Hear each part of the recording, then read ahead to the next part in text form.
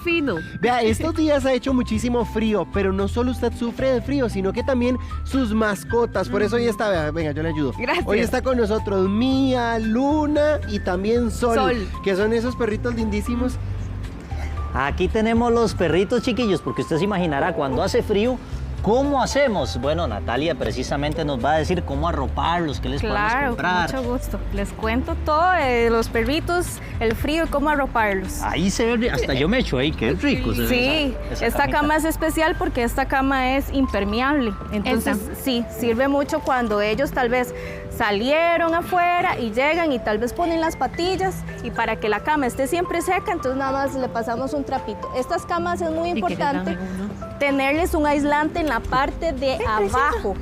Ah, ¿Usted me deja levantarla? Sí, claro. Sí. A ver si no ¿Por qué muerde. ese A aislante? ver. No, sí, le estaba pidiendo permiso a la perrita. Porque la humedad a veces provoca que Luna, voy se a moje un alzarla, poco ¿está por bien? abajo. Confía en mí. Y esto Todo para va a estar estas bien. épocas lluviosas está buenísimo, Sí. para que no mojen también la casa y no les dé tanto frío. La carita que hace. más lindo. Ay.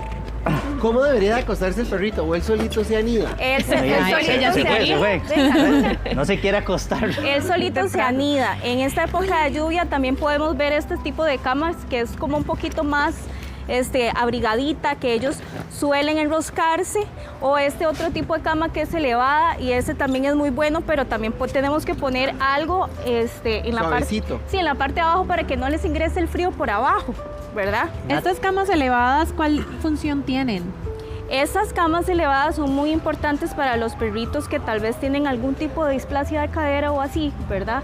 Para que ellos a la hora de acostarse y levantarse no les cueste tanto. Entonces Nati, es más fácil. Yo le iba a preguntar precisamente si, por ejemplo, esto aguantaría, por ejemplo, esta cama Ah, sí, claro. Sí, perfectamente. Hasta usted se puede sentar ahí. Ajá. Ah, sí, sí. Y si ella tuviera una displasia de cadera, por ejemplo, ¿cómo la podemos acostar? ¿Usted nos podría Sí. mostrar? Venga, Luna. Vengan, chicas. Mía y Sol. Venga, Solcita. Mira, y solo andan buscando galletitas. Eso es lo que están buscando, ¿verdad? Ella, digamos, si tendría algún displasia de cadera, hay que tener mucho cuidado con esta parte posterior de acá. Ajá. Sí, con esta parte posterior hay que tener mucho cuidado. Entonces ella normalmente, si tiene alguna afección en la parte trasera, bueno, ahí ya se Es sentó. que ella es muy educada. Ya entró en confianza. Ellos normalmente van a bajar con mucho cuidado y van a hacer más esfuerzo en las patitas de adelante que en las de atrás, ¿verdad? Porque ya aquí ellos las tienen un poco débiles. Entonces ellos van a ir bajando poco a poco y hay que tener mucha paciencia. No ponerle algo muy... Pues se portó muy bien, tome. Sí, tampoco camas muy altas porque el mismo problema pues les va a afectar estar subiendo y bajando. Ujú. Por ejemplo, en estas otras camas, bueno, ya estás hecho, ya estás el ejemplo Ah, sí. Ella está feliz, cómoda. ideal. ¿Necesitan reforzar con alguna mantita para protegerse del frío, Natalia? Sí, es importante este tipo de camas, es ponerles algún tipo de aislante, puede ser esto, porque con la humedad y el calor de ellas se condensa por abajo, entonces se puede mojar la parte de abajo. Entonces es importante ponerle un aislante en la parte de abajo y cubrirlas con alguna mantita, pero estar siempre presentes y viéndolos si tienen mucho calor, Claro. tal vez, o a veces se levantan en la madrugada y la mantita queda por allá, entonces por eso es importante las pijamas también. Luna es súper peluda, ¿verdad? Sí, Es diferente, por ejemplo, con Luna, que es muy peluda, a, por ejemplo, Mía, que no tiene casi pelo. sí, tenemos que tomar en cuenta en las épocas del frío el pelaje, el tamaño del perro, la edad y también la contextura, Claro. porque si es un perro muy delgado, es más probable que el perro tenga más frío. Si es un perro pequeño y de pelo corto, es más probable que Más tenga violento. frío, sí. ¿Cómo se O un da perro cuenta viejito. uno que el perrito tiene frío? ¿Cómo hace uno para ver si le pone un abriguito? Sí, es importante estarlos observando. El perro va a empezar a buscar lugares calientes. Y si usted lo ve como en una esquina temblando o ellos empiezan a hacer esto para acostarse. O sea, es que porque se hacen tienen como una frío, bolita, sí. esconden Eso es la para- naricita. Ajá, eso es Nati. para como conservar el calor. Vean, estaba viendo que usted trajo Qué este bandida. tipo de frazaditas, de Ajá. suetitas. Yo le ¿Cómo doy, se pero le pues- pone esto al perrito sin que él se ponga inquieto, Sí. que le guste? ¿Cómo hacemos? ¿Usted le puede poner uno? Claro. Alguno de los. Aquí le Hay de trajimos. todos. Ah, es que ya descubrieron que hay galletitas por allá. Podemos ponerle Voy a estas dar, sol. sí, ven. Estas son muy fáciles porque ve que Se abren. Se abren y entonces nada más meten la patita, uno le pasa esto por el pecho y ya. Entonces podemos ponerle esta Sol. Venga, Solcita. Bueno, pero es que Sol también tiene mucho pelo, ¿verdad? Sí. Yo ya sé cuál es el Eso es secreto, como Mariquis. ya, si uno está en el Poás con demasiado frío, o por allá por el Irazú. O por el Mira, ay, Surquí. cuidado. Tanto frío, sí, ¿verdad, Sael? Hablando de poner el Esto está abriguito, apenas para mis perrillos. ¿Esto cómo se hace para ponerlo sin tal vez meter el pelito y jalarle el pelo? ¿Cómo se hace? Sí, eso uno tiene que, con la manita, ir Ajá. estripando el pelito y jalando el zipper hacia Acomodándolo, arriba claro. poco a poco. Sí, despacito. Pues ya ahí Sol quedó de modelo. Chiquillos, pero míralos a la moda. no, vea una qué cosa. estilo. Cuello tortuga y todo. Pequeños de Sí, tecnología. Uno podría, por ejemplo, cambiarle la correa a esta otra parte de aquí. ¿Sí? Digo, para que se siente tal vez más cómoda, porque el cuello Sí. es muy alto. Eso es si vamos a salir a pasear. Entonces podemos ponerle la correa en ese lado de ahí del abrigo. Estos abrigos que tiene luna, ese sí se puede utilizar para salir a pasear en época de lluvia, ya que es impermeable también. Y este de Sol no, porque más bien se va a mojar. Y va a ser y más. ajá. Ve qué lindo es. Es como una capa, se puede decir al mismo tiempo. Sí, exacto, es impermeable. Natalia, ¿cuánto tiempo les podemos dejar en la ropa? Digo, porque también va a llegar un punto donde tal vez les incomode. ¿Cómo Sí. logramos identificarlo? Bueno, primero tiene que usted ver bien que le quede suavecita, que no le quede justa, porque este otro tipo de Abrigo. ropita Ajá. que tiene patitas, puede a veces quedarle muy justo. Entonces, esto uno tiene que observar y ya cuando la temperatura empieza a elevarse y usted los empieza a ver tal vez como incómodos, inquietos, es mejor ya quitarlos. Solo simplemente cuando la Cuando hace temperatura frío. baja, cuando ¿Cómo está se le muy pone esa húmedo. ropa? Por ejemplo, ¿la podemos poner a Sí, Esa le quedará mía. A ver, esa cosita verde de Navidad? La de Navidad, podemos Y ponerla. está apenas Venga, para grande, la la temporada grisa. que viene, que también es bastante Esa. fría. Vamos a cambiarle la temporada también acá a Mía, porque ella tiene su vestido Ese es de verano, del mira, ese es en pero enero. Ya Nati, vamos a pasar. esta me queda a mí. ah, sí. Ay, ¿Cómo que le queda? Ahí Lucía les va a mostrar cómo poner ese que tienen patitas. Ajá. Porque no Empezamos es tan por la sencillo. cabeza. Ajá. Bueno, también Mía es como que está acostumbrada, ¿verdad? Sí. Es muy mansita. Entonces primero metemos una patita y luego la otra. ¿Cómo hace Con para mucho entrenarla? cuidado. Para que ella se deje, porque yo veo que ella lo hace Eso, con mucha Mía. facilidad. Sí, Sí, madre, qué desde belleza. pequeña. Bueno, porque Lucía tiene a mí desde pequeña, entonces desde pequeña le empezó a poner así como abriguitos y también con treats. Mire, aquí está su traje. Pues A mí- yo no creo, es que ella quiere. Es que a mí es más juguetona. a mí me encanta Luna. Sí, es demasiado coqueta. También hay No, otra cuestión que es muy importante en la época de lluvia, es cuando salimos a caminar a los perritos, ¿verdad? Que llegan mojados o se ensucian las patitas y eso hay que tener mucho cuidado, porque si quedan con las patitas mojadas o llenas de lodo, entonces se pueden irritar las patitas o llenar de bacterias. Entonces es muy importante lavarlos bien después de que uno ingresa y secarlos súper bien y dentro de los deditos plantares. También, sí. la Para lavarlos, ¿tienes alguna recomendación de algún producto o solo con agüita es suficiente? Pueden usar agüita y un jabón neutral y también pueden usar luego para humectar algún bálsamo y ese bálsamo les va a servir también como capa protectora a la humedad. Perfecto. Natalia. Muchísimas gracias, Con Natalia. mucho gusto. Gracias a todas estas gracias. chicas tan lindas y Gracias por la juiciosas. invitación. ¿Cuál es su Muchas nombre, gracias. Lucy? Lucy, Muchísimas gracias. también. Nosotros. Tengo para alegrarles la vida. Vean qué belleza este montón de verde. Y es que científicos aseguran que si usted llena de verde su casa o su oficina, se va a sentir mejor. Va a bajar los niveles de depresión y los niveles de cortisol. Doña Ale está con nosotros esta mañana. Justamente para decirnos, doña Ale, para tener estos helechos así tan lindos, ¿qué necesitamos? Porque uno creería que una gran ventana. Bueno, Rafita, empecemos especialmente con los helechos. Los helechos normalmente los vemos siempre en el exterior, qué sé yo, debajo en una terraza o así. Aquí también los podemos tener en el interior. Vea, hagámonos para acá porque estamos dando la espalda para Sí, que la sí, vean sí, de este sí, lado. sí, Metámonos sí. en el corazón. Metámonos en el corazón. Ok, los helechos normalmente, como decía, los vemos en terrazas. Claro. También los podemos tener en espacios internos que haya suficiente luz. Si hablamos, por ejemplo, de oficinas, ¿verdad? Que siempre tienen luz artificial, ellos se dan muy bien porque tienen la luz. Si lo tenemos en casa, sí tenemos que buscar una área que sea luz natural, ¿verdad? ¿Cómo podemos crear un ambiente, por ejemplo, usted aquí hizo un corazón, pero en la casa para que ese verde nos llene de alegría, doña Ale? Claro, vea, nosotros en la casa podemos tener varios espacios.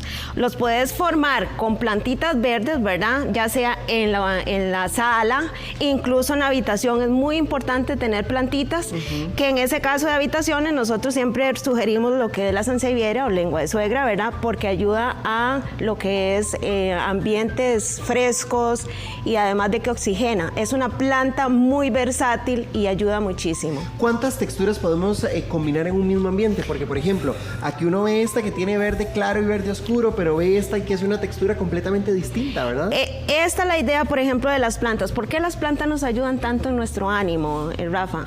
Porque, por ejemplo, aquí ahorita nosotros estamos activando el sentido de la vista. Con solo verlas, usted ya tiene otro ánimo. Pero si también venimos y tocamos, vea esta textura.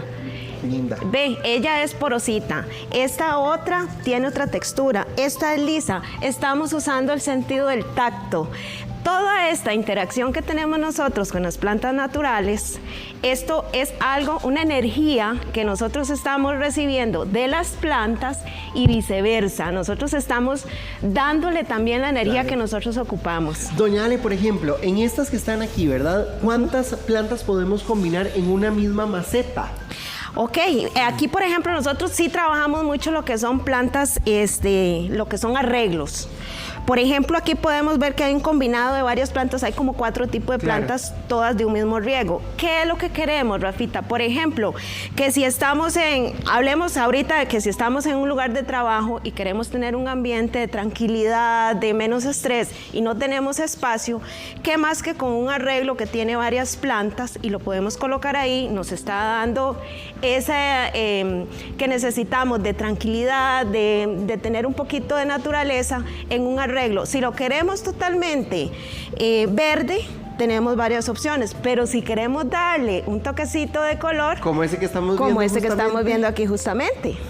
Doña Ale, ¿y esas son del mismo riego? Por ejemplo, las que están ahí en la que tiene color, pues. Estas son del mismo riego, por eso se colocan juntas, porque a la hora de hacer el riego nosotros no podemos tener una planta que necesite más riego que otra, ¿verdad? Y todas estas plantas, Rafa, son plantas que nos ayudan a purificar y de bajo mantenimiento. También, Rafita, nosotros tenemos lo que son los conceptos. Este es el que yo le quería consultar, pues yo me imagino esto en la sala, que cada vez baje más y más y más y más y que eso, bueno, tupa la mesa. Esta llega a caer, ahorita es que la dejamos ahí enrolladita, pero llega a caer como estas. Soltar? Sí, bajémosla un poquito, vamos a darle la espalda. Suave, no se preocupe, yo la sostengo ahí para que usted... Esta se baja hasta aquí, ahorita vamos a bajar nada más hasta aquí, vea. Ah, bueno, es que usted la enrolló toda. Doña Ali, ¿y cómo hacemos, digamos, en interior para que en la casa también... Vea. Aquí está esta otra, vea. Vea. Híjole, sí, es que es larguísima.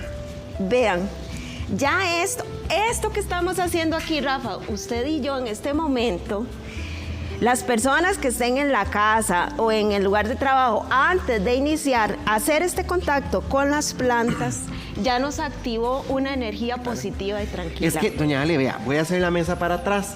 Vea qué belleza donde cae, sí. ¿Verdad? O sea, es que lo tupe por completo, le da a uno una sensación de frescura.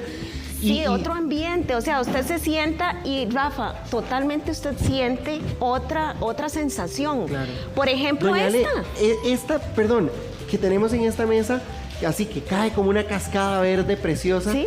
¿En qué lugar lo podemos poner justamente para poder aprovechar los beneficios que nos ofrecen las plantas? Ok, ahorita digamos que estamos en la sala de la casa y tenemos una esquina. Casi siempre las esquinas de las casas son como inertes, muertitas, que uno las llama, ¿verdad? Entonces, colocar esa planta en esa esquina, pero sí, les recomiendo en una mesita alta para que esa cascada caiga. Que se vea. Es algo tan espectacular a la vista. Que parezca la catarata del Niágara, pero en verde. Sí, vea. Hablando, eso le iba a decir, esta es una catarata distinta, ¿verdad? Porque esto es un ficus. Esto es un ficus, pero vea. Más gigante. alto que yo. Doña Ale, por ejemplo, usted aquí igual, una cascada que cae, ¿cómo manejamos, por ejemplo, el tema del agua con el ficus y la cascada? El ficus, el riego es una vez por semana. Ajá. El poto, el riego es una vez por semana. Entonces estamos apenas. ¿Por qué? Claro. Porque ellos son exactamente que se complementan. ¿Por qué pusimos ese color más clarito? Para que contraste. Para que contraste, digamos, para que llame la atención, no tanto el ficus, porque en este momento él es el protagonista. Pero Es que es gigante. yo quería también darle ahí un toquecito de color más realce a eso. Bueno, justo como este también, porque es un verde oscuro que usted combina con un verde claro. ¿Este en qué parte de la casa lo podemos poner? Todos estos ficus sí necesitan que haya mucha luz. Entonces, sí necesito que los coloquen en áreas donde esté cerca o un ventanal o en la entrada de la casa se ven preciosos, Claro. que los reciban a usted, o en una sala totalmente bien iluminada. Digamos, si alguien que nos está viendo y dice, bueno, ese ficus tamaño Doña Ale, me gustaría en la sala, si tenemos, digamos, la lámpara, ¿funcionaría o si es necesario, Sí, digamos, el sol? Si hay mucha luz, no, más bien ellos sol directo no necesitan porque si no se queman. Sí necesitan mucha luz, pero si tenemos luz artificial lo podemos usar. Claro. Incluso hemos colocado en algunas áreas de empresas que tienen luz artificial todo el día y ellos se dan muy bien. Vea, Doña Ale, yo quiero que hablemos también de color. Justo atrás suyo está esta otra opción con bromelias que uno a veces dice, ¿cómo lo combino, verdad? ¿Qué fue lo que hizo usted aquí? Bueno, esto es un compuesto de plantas tropicales. Este es una oreja de elefante, igual que esta o alocasia. Pero eso es como una bebé de esa otra. Sí, y se llega a hacer así. Entonces, ¿qué queremos hacer aquí? Por ejemplo, nosotros no tenemos espacio y queremos darle ese ambiente tropical a la casa. Claro. Vea las bromelias. Doña Ale, pero es que ¿cómo las regamos? Porque las bromelias usted nos ha dicho que almacenan el agua aquí adentro. Sí. ¿verdad? Entonces, ¿cómo regamos las bromelias para que no se nos vayan a poner Ay, feas mi regadera dentro de quedó Yo por la ahí. traigo, espérese. Véala ya. ¿A dónde está? Ya se la traigo. Deme un Vamos a segundo. mostrar cómo se riega este arreglo, por ejemplo, porque usted le toca las hojas y vea cómo está fresquito. Sí. Vea. Por ejemplo, las bromelias, ellas siempre se tienen que regar acá en el cáliz. Cáliz le llamamos a esta área de la planta. Claro. Ahí ella va a mantener el agua. Aquí adentro, digamos. Ajá. Igualmente, como esta tiene el mismo riego, a ella sí hay que ponerle el agua. Mira, Doña Ale, pero ¿cuánto, verdad? O sea, como esta para que... agua, les voy a explicar, siempre les digo a los clientes, tiene que llegar por lo menos a la mitad de aquí, en el interior. No puede pasar el agua por abajo. Tiene que más o menos calculemos que el agua llegue a la mitad del macetero. Porque lo que queremos es que la planta esté húmeda, Claro. no encharcada. Y ella, al mantenerse con el agua en el cáliz, va a mantener esa humedad a todo ese oasis. Este otro cáliz, digamos, la de la bromelia rosada, ¿cómo se hace? También aquí, véalo. Ahí es a donde va. Espérese, para que ya va a llegar la... Voy a levantarlo, Doña Ale, aquí para que ellos puedan ver justamente Aquí. en el puro cáliz. ¿Veo cómo se tragó el agua? Sí, en un minuto. Entonces, ¿y estas cada cuánto le ponemos agua, Doña Ale? Estas más o menos cada 10 a 12 días, porque como ellas mantienen el agua en el cáliz y mantienen húmeda toda la tierra, es un oasis que está siempre húmedo. A ver, de casas hay un montón y yo sé que la gente no está viendo. Yo no tengo tanto campo, ¿verdad? Vivo en un lugar más pequeño. O estos también podrían darnos ese efecto. Estos son conceptos exactamente que traje para esos lugares pequeños. Ahorita aquí están todos así, ¿verdad? Pero normalmente, por ejemplo, si usted tiene un espacio pequeño, así, está la pantalla, tenés un espacio pequeño, con solamente este arreglo ya llenaste. Pero ¿qué queremos dar en este arreglo? Vea la cantidad de plantas que hay. Hay plantas altas verdes y hay planta de color, entonces, y de textura. La idea es combinar La idea es texturas. combinar, la idea es que usted se sienta cómodo, se sienta tranquilo, que su vista se llene de esos colores naturales de las plantas y además de que la planta vea la belleza. Sí. La planta con solamente usted colocarla en el lugar idóneo ya es una decoración natural sola. Y vea, con esa toma de agua se ve lindísima. Parece que estamos en el Caribe, de verdad. Muchísimas gracias, Con mucho doña Ale, gusto. por traernos este montón de alegría y de belleza. Estamos para servirles.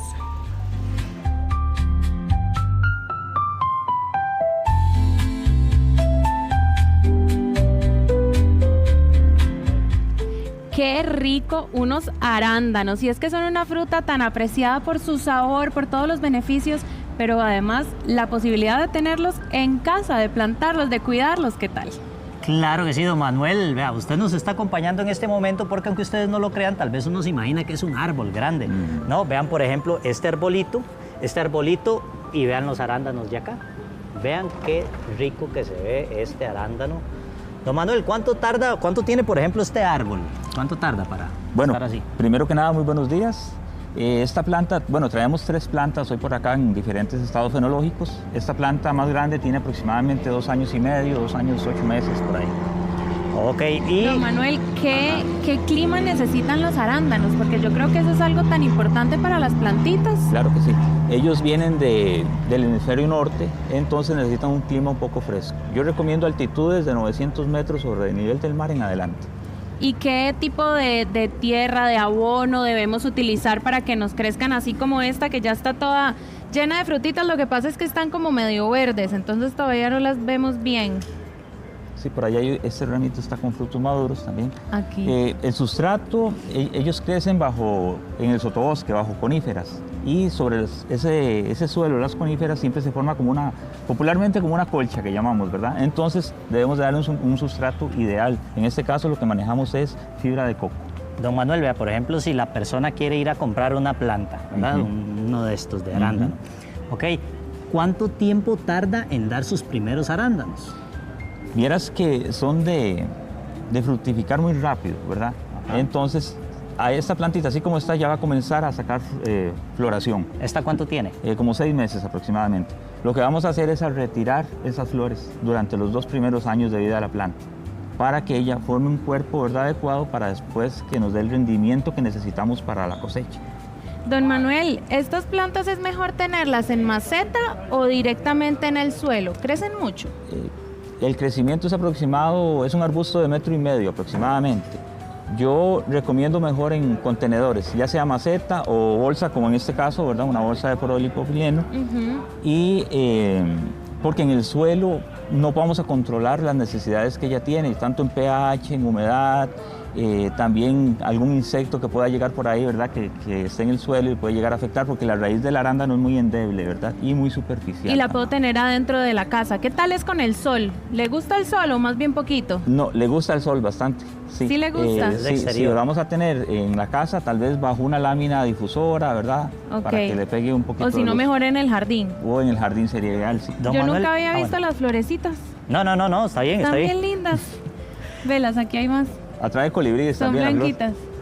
Yo lo que le iba a preguntar, don Manuel, es precisamente, la gente se preguntará, ¿el arándano es de temporada o él, después de 2 años, como esta planta que está viendo nuestra compañera, ya se mantiene así con frutos durante todo el año? Acá en el trópico tenemos esa ventaja, ¿verdad? Podemos mantener la cosecha durante todo el año. Entonces, pero siempre realizando podas seleccionadas, ¿verdad? ¿Qué quiero decir con podas seleccionadas? Vienen los ramos florales, ¿verdad? Cortamos, ya cuando pasa la fructificación, cortamos, salen brotes nuevos y vamos en esa constante, ¿verdad? Entonces vamos a tener siempre brotes nuevos, brotes con flores y brotes con frutos.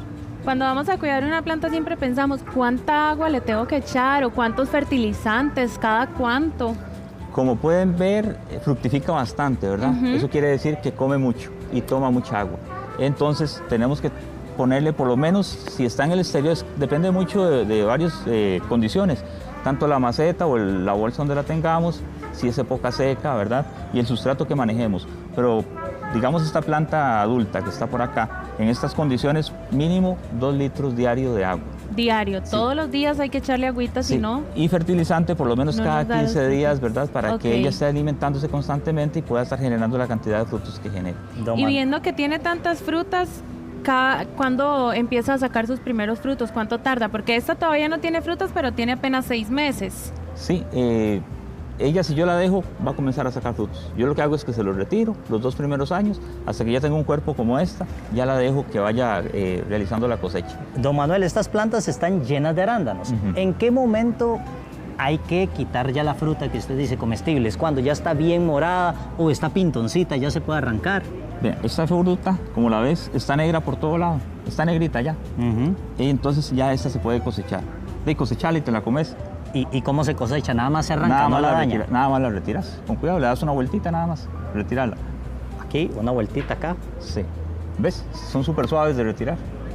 Y ya no dañamos la planta. No dañamos la planta. Sí tenemos que verificar que el fruto esté completamente negro por todo lado, ¿verdad? Porque si tiene algún ladito como rojizo, como este lo ves por acá. Todavía no está... Todavía le falta, sí, entonces está un poco ácido Para que fruto. esté así dulcita como nos gusta, entonces esperar a que esté por completo negrita. Es correcto, esa es la forma adecuada de retirar el fruto. Pregunto, don Manuel, ¿cuánto crece un árbol de estos? Aproximadamente lo máximo que llega es a 1,5 metros, esta variedad, ¿verdad? Es pequeñito, se Sí, mantiene así. Se mantiene pequeño, sí. La gente lo puede tener bonito ahí en el jardín, echarle a bonito. En el jardín, en una terraza, lo puede mantener así en óptimas condiciones. Si yo lo tengo en mi jardín en esta época lluviosa, no se me ahogan. Por eso es importante un buen sustrato. Este Ok. sustrato es muy drenante. Entonces el agua entra y sale y retiene la humedad que el árbol necesita, que estamos hablando de un 20-30% de humedad. ¿Cuál recomienda usted? Este sustrato, por ejemplo, ¿cuál es? La fibra de coco Fibra de coco, ese es de lo mejor. es el mejor que hay. Sí. Muy bien, don Manuel. ¿Qué señales nos dan, aparte del color, cuando ya está? ¿Se caen solitas las frutitas cuando están listas para comer? ¿O ya si se caen ya no las puedo consumir? Es que, digamos, cuando ya hay que estar revisando, ¿verdad? Si los vemos que están negritas, las cosechamos. Si no, entonces ellas van a comenzar a deshidratarse ahí en la misma planta y van a llegar a caer. Ok, muchísimas gracias, don Manuel. Yo creo que todos quedamos antojados de tener una plantita. Don Manuel, De muchísimas arándanos. gracias. Con mucho gusto, estamos a la orden. De verdad que aprendimos muchísimo sobre los arándanos a él. Vea, yo no sé si usted le gustaría como preparar un aceite en casa. Yo veo aquí algo muy interesante que desde hace rato está llamando mi atención. Así, y además de que esto de preparar cositas en casa me parece fabuloso. Vea, nos acompaña Darío Chinchilla. Diego, ¿qué tal? ¿Cómo está, estás? Darío? ¿Todo bien? Todo bien, hola. ¿Qué Qué tal? bueno. ¿Cómo estás? Mucho gusto. Un placer. Darío. ¿Qué es esto que tenemos por aquí? Ajá. Bueno, todos hemos en algún momento utilizado aceites esenciales y hoy la idea era mostrarles cómo se extraen, cuál es el proceso para poderlo realizar. Las plantas tienen estos aceites que los utilizan para comunicación entre ellas, para aislar otros bichitos que se los pueden comer, para microorganismos, pero además tienen muchísimas funciones para nosotros, ¿verdad? Pueden ser hasta antiinflamatorios, pueden ser antisépticos y lógicamente tienen muchísimo efecto en la parte olfativa. Entonces, en cosméticos, en muchos productos lo utilizamos. Pero ¿cómo se extraen? Bueno, es justo lo que Esto es vamos a lo mostrarles. que es. ¿Cómo se llama esto? Es un sistema de extracción por arrastre con vapor o hidrodestilación, dependiendo de cómo se monte el material. Ahorita les explico eso. Que también tiene un serpentín. Aquí adentro lo que hay en este momento son una mezcla de todas estas plantas que tengo aquí. Ok, ¿cuáles son? Ok. Que ¿Ya las tengo echaste? aquí ¿Con qué lavanda, las echaste? tengo lavanda por acá, tengo anís, tengo pétalos de rosa, tengo árnica, ahí está la canela, caléndula, clavo de olor y romero, ¿ok? ¿Qué tienen en común todas estas plantas? Tienen una cantidad muy alta de estos aceites esenciales. Un aceite esencial es volátil, con calor se vuelve gas, ¿ok? Ese es el principio. Entonces, aquí están esas plantas con agua. Estamos calentando con esa plantilla, aquí lo corrimos todos para montar esto. Sí, esto está ¿verdad? súper Hasta caliente, hasta de tierra del hecho. jardín sacamos para hacer esta unión. De un solo. ¿Ok? ¿Qué está pasando aquí? El agua se está calentando y esos compuestos que están ahí empiezan a volar con el vapor que se está generando. Ok. El vapor sale por este sistema, ¿verdad? Viene aquí, viendo que está saliendo un poquito de este lado. De hecho, hay que presionar un poquito la tierra ahí. Y entonces llega a ese serpentín que tenemos aquí. ¿Qué es lo que está ocurriendo acá? Que lo que venía en vapor se enfría con el agua que está entrando agua y saliendo. Entra agua fría y sale el agua que se calienta. Se condensa, se llama eso, que pasa del estado gaseoso al estado líquido. Entonces, cuando pasa al estado líquido, vean aquí al frente, lo que está saliendo es agua que tiene los aceites. Olfateen eso ahí, por favor. De hecho, te iba a decir que se siente Sáquenlo, fuerte el toque ahí, olor. olfateen Y eso. si, bueno, no sé si en la cámara se logre ver, Vuelas a él. pero se ve aceitoso. Claro, tiene aceite. Y huele delicioso. La gente ha escuchado lo que se llama un hidrolato, por ejemplo. Esta agua que queda ahí, la parte de arriba queda el aceite, uno lo separa después, es lo que se vende como aceite o se utiliza para un producto, pero el agua que queda ahí es lo que nos llama un hidrolato, que también se utiliza para hacer desmaquillantes, para hacer un montón de cosas, ¿verdad? Entonces, esta es una técnica que aquí es tan pequeñito, podemos utilizar tal vez unos 5 kilos de material vegetal, pero lógicamente ya en industria se hace muchísimo más grande, ¿verdad? Claro. ¿A qué temperatura se hace todo este A la proceso? temperatura en la cual ebullice el agua, unos 100 grados Ok. ¿verdad? Entonces esa es la técnica más o menos.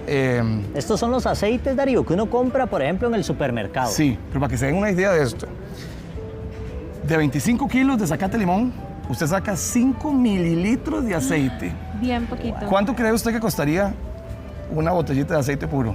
Mucha plata. ¿Verdad? Sí, Bueno, ahí hay estrategias que se usan para que no sea tan caro, ¿verdad? O sea, cuando uno compra, tal vez algunos son mezclas. Necesariamente, porque lo que quiero que vean con esto es que extraer aceite, y para quien se dedica a esto, requiere realmente muchísimo tiempo y mucho material vegetal para realmente tener una cantidad considerable de aceite. Entonces es un mercado muy interesante. ¿Y por qué? Porque Costa Rica tiene una proyección vegetal impresionante. Tenemos demasiada biodiversidad. Ojalá la gente emprendedora también pensara en esto. Tal vez no podemos competir con cosas como esta, porque Europa planta cantidades increíbles de lavanda. No podríamos competir, y en nuestro clima tampoco, pero hay otras plantas que aquí se dan muy bien, que podrían ser muy funcionales. Eso le iba a preguntar, Claro. por ejemplo, ¿qué otro tipo de planta se podría usar para hacer esto? Hay una planta que yo siempre recuerdo que popularmente se le dice peine de mico. No sé si la han visto alguna vez. Ajá. Si han abierto ese fruto, tiene un aceite esencial delicioso. Por ejemplo, ese no está explotado realmente. Sería interesante potenciar ese tipo de cosas. La flor del café, ya alguna vez en la Universidad de Costa Rica se intentó hacer un perfume con esto. Hay que potenciar lo que tenemos acá, ¿verdad? Que es bastante con respecto a esto, para poder dar diferenciación. Y nosotros lo usamos en productos. ¿Esto lo podemos sabemos, sí. hacer en casa? Sí, claro, eso se lo puede comprar y lo puede Y intentar. hacerlo y ponerse a hacer aceititos. Usted puede ponerse a hacer aceites, hacer hidrolatos. Una cosa importante, ¿has visto cuando venden agua de rosas? Ajá. Lo que queda aquí es lo que uno llama agua de. Ah. Entonces, agua de es lo que queda aquí, hidrolato es lo que queda en la parte acuosa, y el aceite en la parte de arriba, que uno lo separa después con cuidado. Esa es la parte más concentrada. Esa es la parte más concentrada. Ok. ¿verdad? Y todos sentimos aquí el olorcito olorcito que les da. riquísimo, claro. Hay una mezcla de Claro. todo, ¿verdad? Esto nos Aparte cura que es cualquier súper resfriado. terapéutico, ajá. Y ahora, en estos productos, ¿qué parte de lo que vimos es que se le añade para lograr los Ok. colores? Nosotros tratamos de hacer líneas muy naturales, justamente que tengan lo menor posible de sustancias que puedan ser, generar alergias. Entonces tratamos mucho de usar aceites esenciales para los aromas. Esta línea que está aquí, que es ELA, toda usa agua de las distintas plantas que están ahí, que es lo que queda Lo aquí, que está ¿verdad? acá. Ujú. Más los aceites que están saliendo de ahí. Con eso le tratamos de dar aromas, ¿ok? Esta es muy rica, tiene cúrcuma, es una espuma vacía limpiadora que está hecha en puros aceites esenciales. Entonces, cúrcuma, aloe, zacate de limón y rosas como esas que están ahí. Entonces, vean el aroma. Qué rico huele. Es un desmaquillante natural también. Entonces, toda esta línea de productos de ELA, de Terra Botanics, delicioso. tiene aceites esenciales que extraemos de esta forma. Esto implica claramente más dolor de cabeza. Para extraerlo, pues es más fácil poner una fragancia, ¿no? Claro, claro, Y es claro. muy cremosito, por ejemplo, los aceites le generan esta Hay otras textura. cositas ahí, porque hay unos tensoactivos no iónicos que le ponemos para que limpien sin dañar mucho la piel. Pero es como la idea de esta familia, de lo que hacemos en el laboratorio. Y bueno, hoy para mí muy importante que la gente vea y que se animen, ojalá a emprender, es muy importante. Y que entiendan también que este proceso hace que tal vez alguna gente se queja de que ay, estos tarritos tan pequeñitos y tan caros. Son un proceso y una elaboración. Recuerden lo que les decía ahora, ¿verdad? Claro. El dato del zacate de limón de 25 kilos, ¿verdad? Esa cantidad de mililitros, 25 mililitros, es bastante poco, ¿verdad? Darío, aquí estaba viendo, por ejemplo, este tipo de un champú, y que inclusive no solamente huele delicioso, sino que humecta el cuero cabelludo. Todo es un proceso de investigación que ustedes hicieron. Totalmente. Sí, nos tomamos muy en serio el hecho de hacer productos naturales de calidad. A veces la gente no lo entiende, ¿verdad? Un producto natural puede cambiar de color, es natural que ocurra, más si utilizas pigmentos naturales. Pero bueno, yo pienso que quien valora la opción natural, valora estas técnicas, valora el hecho de utilizar técnicas de este tipo para extraer Claro. aceite, ¿verdad? Y utilizarlo en productos. Claro, Darío súper Chinchilla. interesante. Vea, Darío, muchísimas gracias por precisamente esta inducción que nos dio. Mucho Todo gusto. lo que aprendimos hoy es muy valioso, y le agradecemos muchísimo por estar acá. Siempre agradecido con ustedes por la invitación. Ahí, te espero también en la U otra vez. Ahí vamos, claro, ahí vamos a hacer reportajes. Muy importante que usted revise que su recibo esté bien, y si no, pedir que le hagan ese chequeo. Siempre fíjese, porque ahí se puede ahorrar hasta una platita. Bueno, hablemos de carne mechada, ¿le parece bien? Por supuesto que sí, Vanessa Torres está con nosotros esta mañana, y también Diego Fernández, que ya empezamos la cocinadita. Vanessa, ¿cómo le va? Buenos días. Hola, buenos Buenos días. días. Un placer estar con ustedes el día de hoy. ¿Cuál es el secreto, don Diego, para que esa carne mechada esté como la que usted tiene ahí en la sartén, que esté sueltita, jugosa, fresca? Amigo, sería darle una buena cocción, ¿verdad? Darle el calentamiento adecuado, ¿verdad? Y ya casi estamos listos para alistar acá lo que es las canastas. Excelente. ¿Qué tipo de carne deberíamos de comprar en la carnicería para que sea una carne que sea suavecita, que no requiera darle tanto fuego? Bueno, hay varios cortes, ¿verdad? Depende del gusto de la persona, pero más que todo lo que se utiliza es la quichitén. Esa es la carne que tenemos que adquirir nosotros en cualquier carnicería, ¿verdad? Es la carne que se mantiene un poco más magra, es la carne que nos permite tener la textura, la suavidad, como la que vemos acá. Claro. Ahora bien, Vanessa, arranquemos haciendo aquellas canastas. ¿Qué les vamos a poner?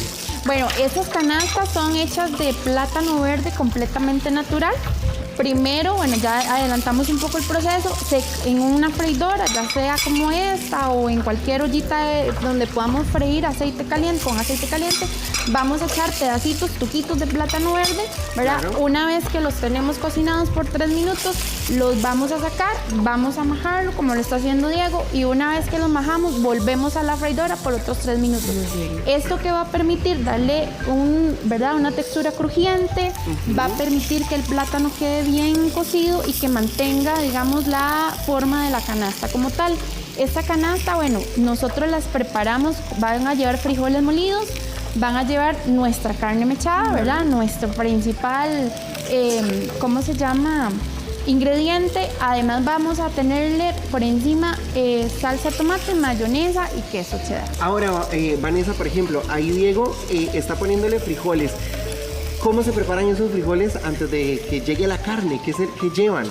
Bueno, esos frijoles están hechos obviamente con algo que nos caracteriza como ticos, que son los vegetales, o el tomillo, orégano, todo eso, ¿verdad? Debidamente procesados. Luego les acompañamos con salsa Lizano, ¿verdad? Mantequilla, y los preparamos en un sartén. Después de los frijoles, ¿qué más le ponemos? La carnita mechada. Ahora sí. Eso es lo que sigue, la carnita mechada. Por supuesto, es nuestro principal ingrediente, ¿verdad? Es nuestro principal acompañamiento en todos nuestros platillos en mechadas. Nos esforzamos día a día por dar ese sabor en Costa Rica que nos caracteriza. ¿Qué lleva entonces esa carne mechada, sabrosa, Vanessa, para que quede justamente como usted dice, ¿verdad? Muy nuestra. Sí. Definitivamente está acompañado por, como te digo, tomillo, orégano, este tipo de culantro, tomate, ¿verdad? Bien procesado, eso sí, porque a los ticos nos hemos dado cuenta que no nos gusta el que esos ingredientes salgan como a la luz cuando estamos deleitando, ¿verdad? Hagámonos para acá para ir viendo. Ahora, ¿qué le está haciendo? Una camita de lechuga. Esas son nuestras chalupas mechadas. Por aquí Diego nos está preparando también una hamburguesa mechada, y acá tenemos nuestros nachos mechados. ¿Sabes? Esa chalupa es gigante. ¿Cómo es esa tortilla tan grande? ¿Cómo la preparan? Bueno, viene en un estándar ya realizado para nuestro restaurante, ¿verdad? Igual se le da, digamos, lo que es la forma con una ¿cómo se llama esto? Como con una prensa especial. Ajá. Y eso se mete al freidor por 3 minutos y nos mantiene así de crujiente. Vea, Diego, usted va a Texas, espérese, para ir viendo ahí poco a poco justamente cómo lo va preparando. Eso que le está poniendo es mayonesa casera. Completamente. Casera. Ahora, la tortilla, por ejemplo, que ustedes utilizan es de maíz. Correcto. ¿Qué lleva esa mayonesa? Esa mayonesa, bueno, es el secreto de nuestra cocinera en mechadas, ¿verdad? Parte de los ingredientes, bueno, aceite, huevos, limón, ¿verdad? Y más que todo el tema de la mano, definitivamente, porque hemos probado hacer nosotros inclusive esa mayonesa y solo nuestra cocinera sabe esa textura que tiene, sí. Bueno, esa es una hamburguesa de carne mechada. Correcto. Que cambia completamente. Ahora, ¿a qué se le pone queso? El queso se le pone a la chalupa, se le pone a los nachos y se le pone a nuestras canastas también. Uno podría elegir, por ejemplo, porque está la canasta de maíz y la canasta de plátano. ¿Cuál es la diferencia? Ok, esta se llama chalupa. Ellas se llaman, a nivel de menú, se llaman canastas mechadas. Canastitas mechadas. Bueno, que yo creo que ya están, ¿verdad? Perfecto. Sí, ya estamos por sacarlas. ¿Y esas qué llevan, Tatiana? Vanessa, perdón. Estas llevan frijoles molidos, llevan nuestra carne mechada y encima nuestras salsas, mayonesa, salsa de tomate y queso cheddar. Quedan súper crujientes. Súper crujientes. El secreto en esto es el tiempo de cocción, como te decía, ¿verdad? Porque al tener una doble cocción nos permite que se mantenga esa textura crujiente en ese Y ahora sí, a rellenar. A rellenar. Por ejemplo, cuando usted le ponía la carne a la hamburguesa, o bueno, más bien Diego, ¿verdad? Y a los nachos, es la misma carne la que se utiliza para todas las preparaciones. Correcto. ¿Qué la hace tan especial, digamos, para poderla poner en la hamburguesa, en los nachos, en la chalupa? Bueno, esta carne lleva aproximadamente 4 horas de cocción en ollas de presión, ¿cómo se llama? Grandes, ¿verdad? No podemos manejar por la cantidad de productos que nosotros elaboramos. Sí utilizamos instrumentos industriales, ¿verdad? Entonces lleva 4 horas de cocción y yo creo que el principal secreto es que esta carne mechada está realizada por una persona que todo lo hace con muchísimo amor. Bueno, entonces, es muy importante. Sí, yo creo que todo lo que nosotros hagamos con mucho amor nos va a quedar bien, definitivamente. Las tostaditas, ¿verdad? Una vez que la saca, yo vi que le puso carne y le puso también los frijoles, pero ¿qué más lleva eso? Eso, bueno, aquí Diego nos está poniendo la salsa de tomate, la mayonesa y ya le vamos a poner encima nuestro queso cheddar. Ese es ya el cierre. Cambia mucho, ¿verdad? El crujiente de la tortilla al plátano. Sí, completamente.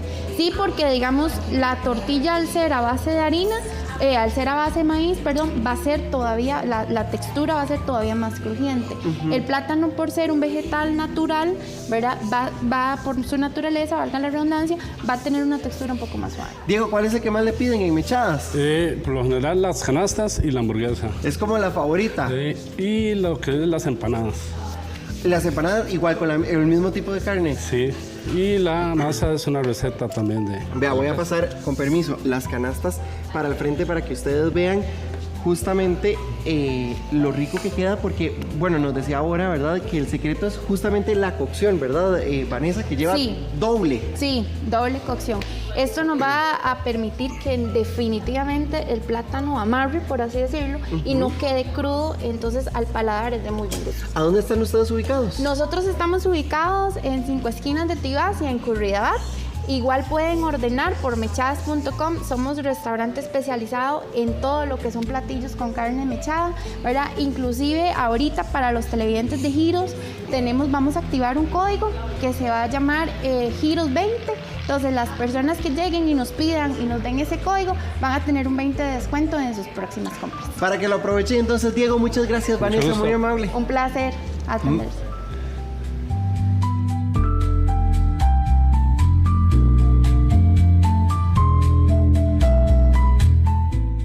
En nuestro cuerpo hay hormonas que son necesarias para que usted pueda mantener el deseo sexual, para que pueda mantener los huesos, los músculos fortalecidos, para que tenga energía y se sienta bien. La testosterona es una de ellas. En ocasiones los niveles pueden llegar a bajar.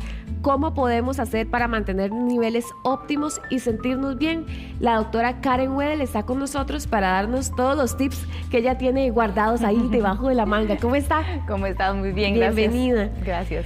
¿Cuál es la importancia de la testosterona en nuestra salud? Claro que sí. Bueno, primero entender que la testosterona es una hormona sexual y es una hormona principal tanto en hombres como en mujeres, y por mucho tiempo tal vez se ha visto como una hormona predominante en hombres, pero hoy se conoce un montón de beneficios también en las mujeres para tener una salud óptima. ¿En qué medida predomina la testosterona en hombres y en mujeres? Claro que sí. Bueno, podríamos pensar que en los hombres un 90% de sus hormonas es testosterona, y es una hormona que principalmente va a producir en testículo, ¿verdad? La hormona básicamente de la sexualidad que permite que los hombres tengan buena masa muscular. Por eso generalmente el hombre tiende a ser más musculoso, tener la voz más gruesa, tener más vello facial, porque es esa hormona que se encarga justamente de eso. En las mujeres, por supuesto, vamos a pensar que tenemos un 10%, un 10% de testosterona, pero que también es una hormona súper importante para que tengamos un buen músculo, un buen desarrollo muscular, que tengamos energía. Básicamente es una hormona de la motivación, de la sexualidad, el deseo sexual, que conocemos como el líbido, ¿verdad? O ese famoso deseo que por los años también se puede ir disminuyendo, y que hay muchos mitos alrededor y que podemos potenciar a través de esta hormona que producimos las mujeres tanto a nivel de ovario como una glándula que se llama glándula suprarrenal.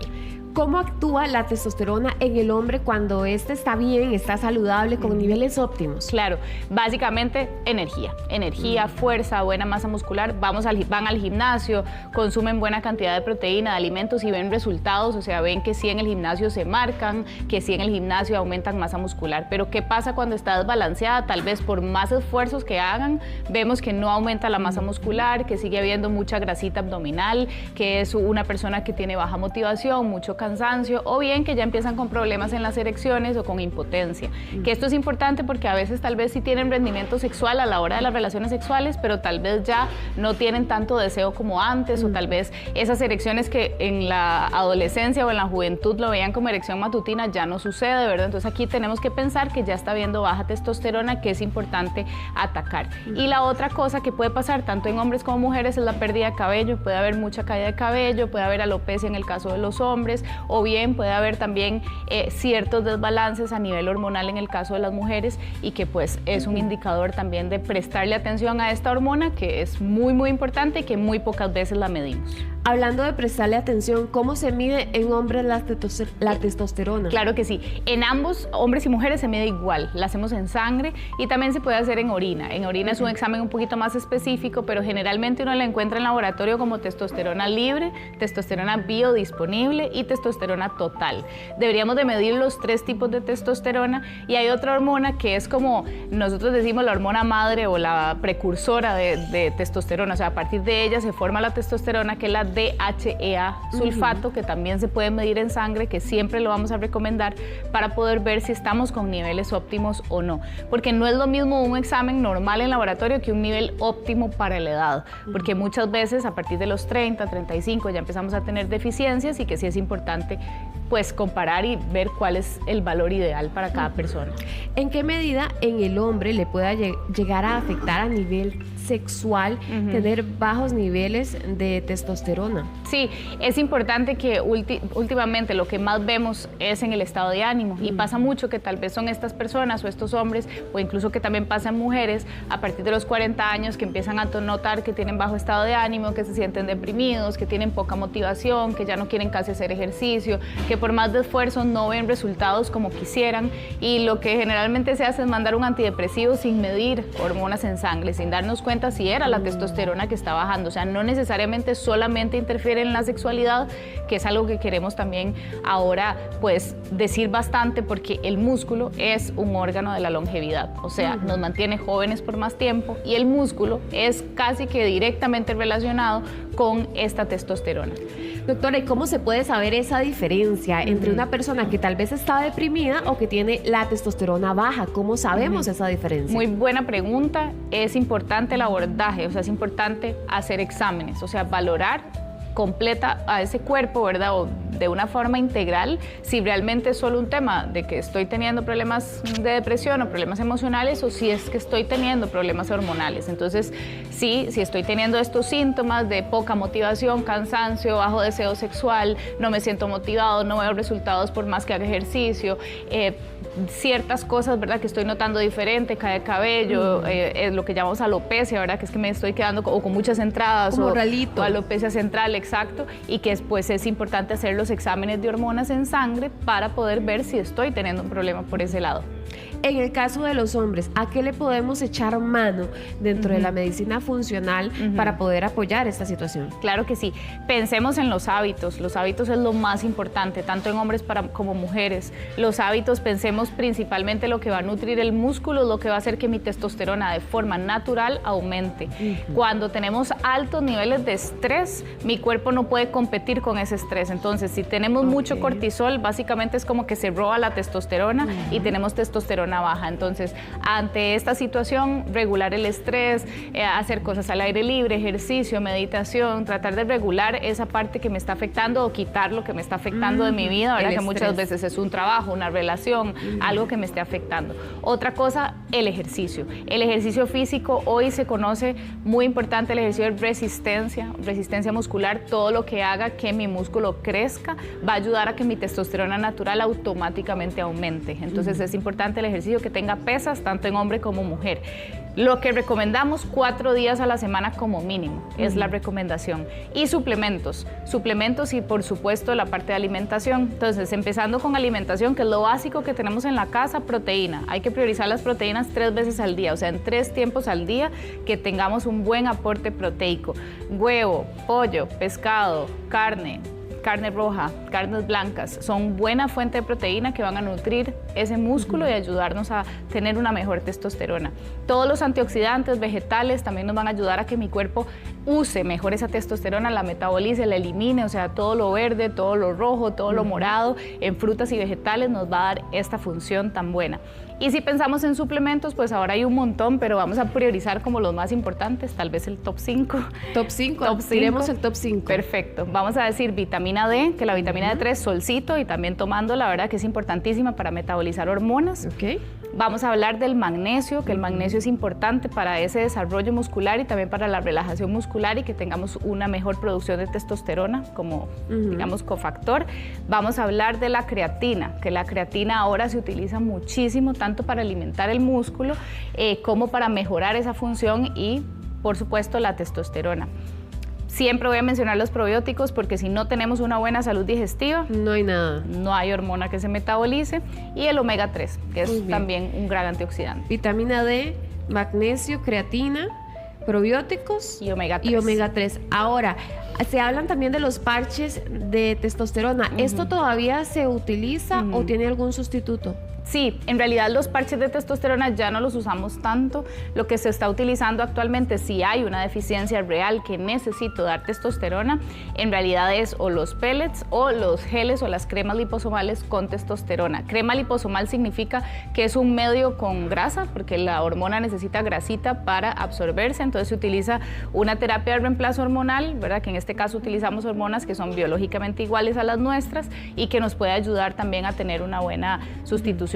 Ojo que es importante, no todo el mundo necesita testosterona en forma de reemplazo, solo en casos específicos donde sí efectivamente es necesario, por ejemplo en menopausia, en perimenopausia, en la andropausia o en personas que sí estamos necesitando pues ese medicamento. Ya recetado. Exacto. Dice doña Olga, ¿será que la tiroides puede llegar a bajar los niveles de testosterona? Muy buena pregunta, doña Olga, en realidad sí, la tiroides, el eje de tiroides, ovario, hipófisis, que es el mismo eje de la testosterona, pues sí efectivamente si uno se afecta, el resto también entra en desequilibrio. Entonces sí es importante que si estamos con muy baja hormona, o sea, ante casos de hipotiroidismo, el resto de hormonas también puede afectarse. Se afecta el ciclo menstrual, baja la testosterona, baja esta hormona que les mencioné anteriormente, que es la DHEA. Entonces hay que balancear todos los ejes, tener buenos hábitos y una buena suplementación para que todo esté balanceado. Doctora, le agradezco mucho. Muy gusto. Amable, gracias. Con gusto. A suplementarnos entonces. Así es. Y hacer ejercicio. Y hacer mucho ejercicio. Sí. Seguimos, Rafa. Y a levantar los gravámenes también le vamos a sumar a esa lista, porque después de que usted paga un crédito, bueno, es un gran alivio, uno dice, ay Dios mío, qué dicha, qué gran bendición, pero usted tiene que hacer un trámite que es levantar el gravamen y hoy le vamos a explicar justamente cómo es ese proceso registral. Está con nosotros el licenciado Juan Pablo Jiménez, que nos va a orientar.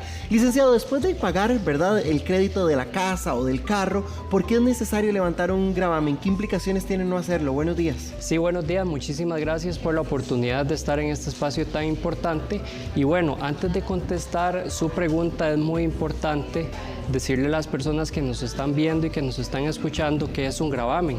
Y bueno, el gravamen lo tenemos que entender como una garantía. ¿Qué pasa? Que cuando yo compro un carro, una moto, un cuadraciclo o una propiedad, entonces quien me presta el dinero tiene que asegurarse que el deudor le va a pagar. Entonces hace una anotación que se llama gravamen y que es una garantía. Entonces, ¿qué es lo que pasa? Que si yo como persona deudora no levanto ese gravamen, el acreedor no lo va a levantar. Claro, entonces, ¿qué implicaciones tiene no hacer este proceso? Bueno, vea, en Costa Rica tenemos un principio que se llama el principio de publicidad registral. ¿Qué quiere decir eso? Bueno, quiere decir que cualquier persona en Costa Rica que tiene acceso al Registro Nacional, puede ingresar y puede verificar la información que hay en una propiedad, en un vehículo. Entonces, llegan a la oficina muchos casos de estos que nos pasa y la persona quiere vender, por ejemplo, un vehículo y ya tiene comprador. Entonces, ¿qué pasa? Que en ese momento se da cuenta que la deuda que canceló hace 2 años, 3 años atrás, todavía está activa. Claro. Entonces, al momento que le dice a la persona compradora que todavía está esa anotación, el comprador dice, mejor ya no hagamos esta compra, ¿verdad? Entonces, esa es una de las principales implicaciones que tiene, principalmente a la hora del propietario querer vender su vehículo, querer vender su propiedad. Licenciado, ¿qué es la certificación de saldo y en qué momento la persona que tiene una deuda se la tiene que pedir al acreedor? Sí, precisamente es una certificación, es un documento, generalmente es una hojita, donde, cuando la persona ya ex deudora finaliza su último pago, entonces se debe acercar a donde el acreedor para solicitarle esa certificación donde haga constar que ya no debe nada, claro, ¿verdad? Entonces, es un documento donde dice, esta persona ya no tiene ninguna obligación, o como se conoce popularmente como una carta de descargo de responsabilidad, precisamente porque es un descargo de responsabilidad para seguir pagando esa obligación y para liberar precisamente esa garantía que llamamos gravamen. Don Pablo, ¿cómo funciona eso? Porque, por ejemplo, alguien que tiene un crédito de una casa y paga 300,000 colones al mes, en su último pago llega, paga el 300,000, pero le suman otras cosas. ¿Qué es lo que le suman?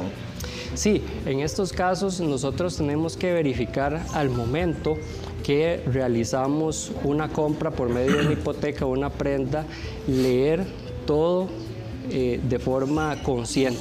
¿Qué quiere decir? Que entonces existe un concepto que se llama capital, que es el monto original de la deuda, pero también existen los intereses, que es un monto accesorio que tenemos que pagar. Entonces pasa mucho que las personas se dan cuenta que el crédito era, por ejemplo, por 7 millones. Y dice, bueno, es que yo llevo 5 años pagando esta deuda y se ha disminuido solo 100,000 colones. Precisamente es que se tiene que asesorar a la hora de sacar ese crédito para verificar cómo funcionan esos intereses corrientes y en qué momento entonces se va a cancelar la deuda. Licenciado, ¿qué pasa, por ejemplo, cuando alguien está, ¿verdad?, pagando mensualmente? ¿En qué momento tiene que cambiar la escritura? O sea, ¿en qué momento tiene que solicitar este documento? Bueno, este documento de la certificación de saldo en cero o carta de descargo de responsabilidad, esa se va a solicitar una vez se haga el último pago, ¿verdad? Y entonces es importantísimo que las personas que nos estén viendo y escuchando sepan que lo tienen que solicitar ellos, ¿verdad? A solicitud de parte, porque precisamente la persona acreedora no les va a expedir eso de oficio, sino que a partir del último pago que se realiza, es ahí donde se puede solicitar la certificación. Claro. Con respecto a la escritura, ¿verdad? ¿Debo de buscar un notario para que me pongan ya una nueva escritura, digamos, después de una deuda? Eso que usted pregunta es muy importante, porque con esa certificación es que la persona va a buscar a un notario público. El notario público tiene que dar fe de todo eso que está viendo, es el fedatario público designado por el Estado para hacer ese trámite en específico. Entonces, se realiza la escritura y a partir de ahí se concerta una cita con la persona acreedora para poder realizar ese levantamiento, ¿verdad? Que posteriormente se va a presentar ante el registro y es precisamente por medio de una escritura pública que se realiza, de tal forma que si una persona quiere levantar ese gravamen, no lo puede hacer por sí solo. Licenciado, ¿eso lo hace el abogado o el notario del banco o yo tengo que llevar el mío? Eso generalmente cuando es en un banco, por ejemplo, una asociación solidarista, una cooperativa, una mutual, entonces generalmente ellos tienen sus abogados. Y también tienen sus gerentes, que lo podemos ver en la práctica que se hace por medio de sus gerentes. Entonces lo que uno como notario hace es que realiza un borrador de la escritura, ¿verdad? Y entonces a través de eso concerta esa cita con el gerente o con el abogado, se presenta a las oficinas, tiene que revisar que todo esté al pie de la letra, las calidades del exdeudor, las calidades del banco, la asociación solidarista, quien sea el acreedor, ¿verdad? Y hacer la firma de la escritura. Silsa, a través de nuestro Facebook, nos pregunta que en cuánto tiempo debería la empresa o el banco entregar la carta de descargo. O sea, ella la solicita y cuánto tiempo después se la tienen que entregar. Vamos a ver, en realidad, por una buena práctica de la empresa, debería ser inmediatamente, ¿verdad? Cuando la persona lo solicite, porque ya no debe nada a esa empresa, ¿verdad? Entonces, una vez se hace el último pago, en ese momento el deudor o ya el exdeudor o exdeudora debería acercarse a esa empresa y solicitar esa certificación de saldo en cero o carta de descargo, que se la deberían de entregar ese mismo día, o en la práctica se acostumbra que algunos dicen, bueno, se la entregamos en 15 días o 22 días, pero debería ser en ese preciso momento. Vea qué interesante lo que nos pregunta Omar a través del Facebook. Dice que cuánto más o menos se demoran en estar una persona manchada en alguna de estas tiendas, digamos, que venden electrodomésticos, que es otro tipo de deuda, digamos, pero es deuda al fin. Él dice que él lo llamaron, él ya pagó, él ya firmó, pero le sigue pareciendo que sigue manchado. Bueno, tenemos que hacer un hincapié en esta pregunta porque en Costa Rica existen protectoras de crédito, ¿verdad? Hay diferentes, son bastantes. Entonces, ¿qué pasa? Que si uno tuvo una deuda, esas protectoras de crédito, entonces las van a registrar. De tal forma que entonces yo me quiero comprar un carro o una casa y voy a hacer un trámite a un banco o a donde sea, entonces eso va a salir en las protectoras de crédito. ¿Qué es lo más correspondiente? Que también se solicite una rectificación de datos ante esas protectoras de crédito para que ya ahora sí no les haga como una deuda pendiente, sino que les haga como una deuda ya pagada, o por el contrario, que no les salga. Del todo. Ahora, en el levantamiento del gravamen, ¿verdad? ¿Cómo puede una persona asegurarse que ya su bien, la casa, el lote o el carro, es completamente suyo? Bueno, se puede hacer de diferentes formas, ¿verdad? Una de ellas es que la persona entonces puede acercarse personalmente al registro y comprar una certificación literal de la propiedad, donde va a ver todos los cambios y modificaciones que se hicieron antes y después de ese trámite, precisamente el levantamiento de la prenda o de la hipoteca.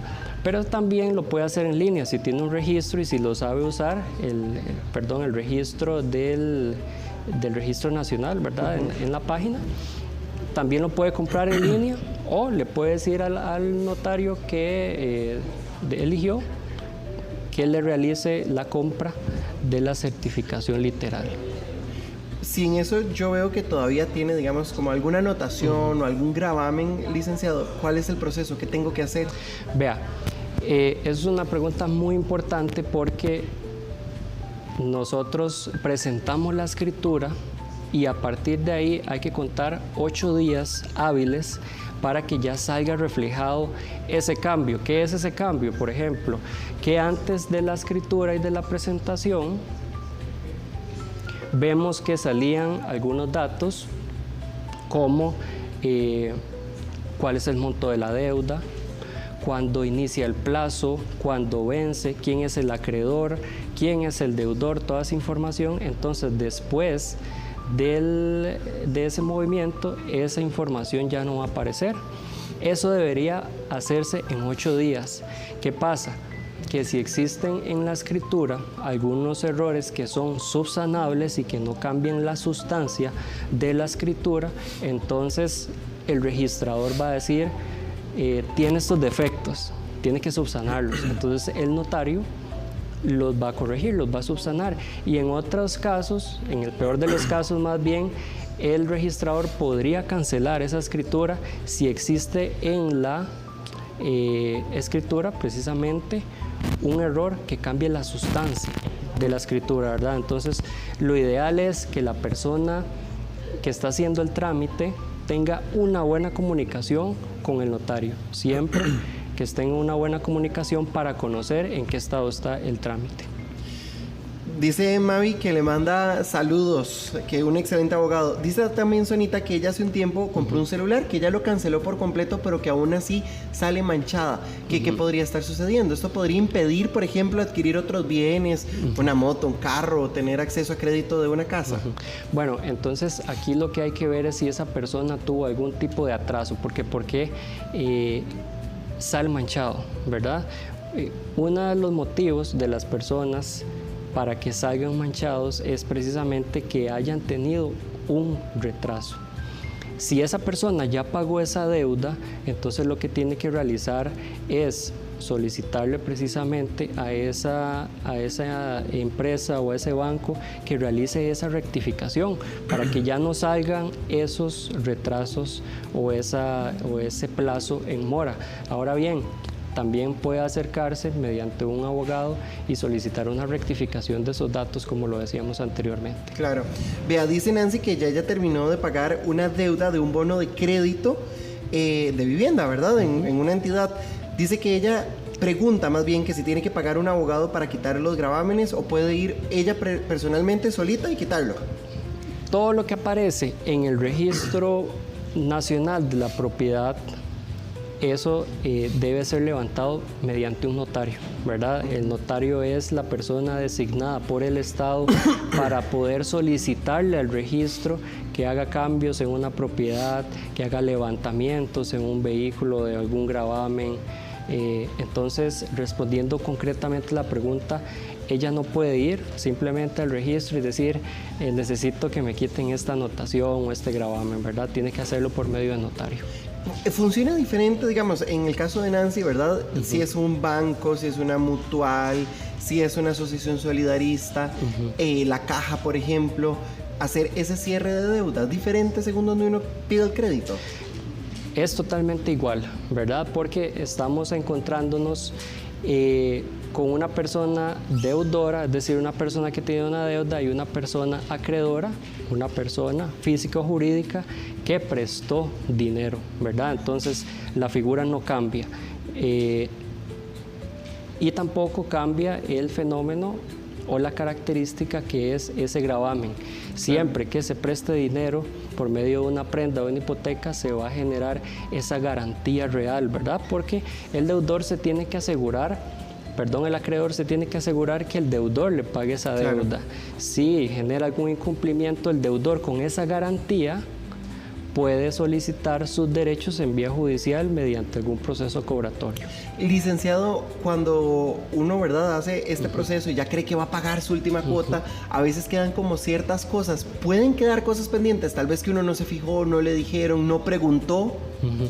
Bueno, las ciertas cosas que pueden quedar precisamente es ese gravamen, porque cuando usted realiza el último pago, aún va a estar ese gravamen ahí.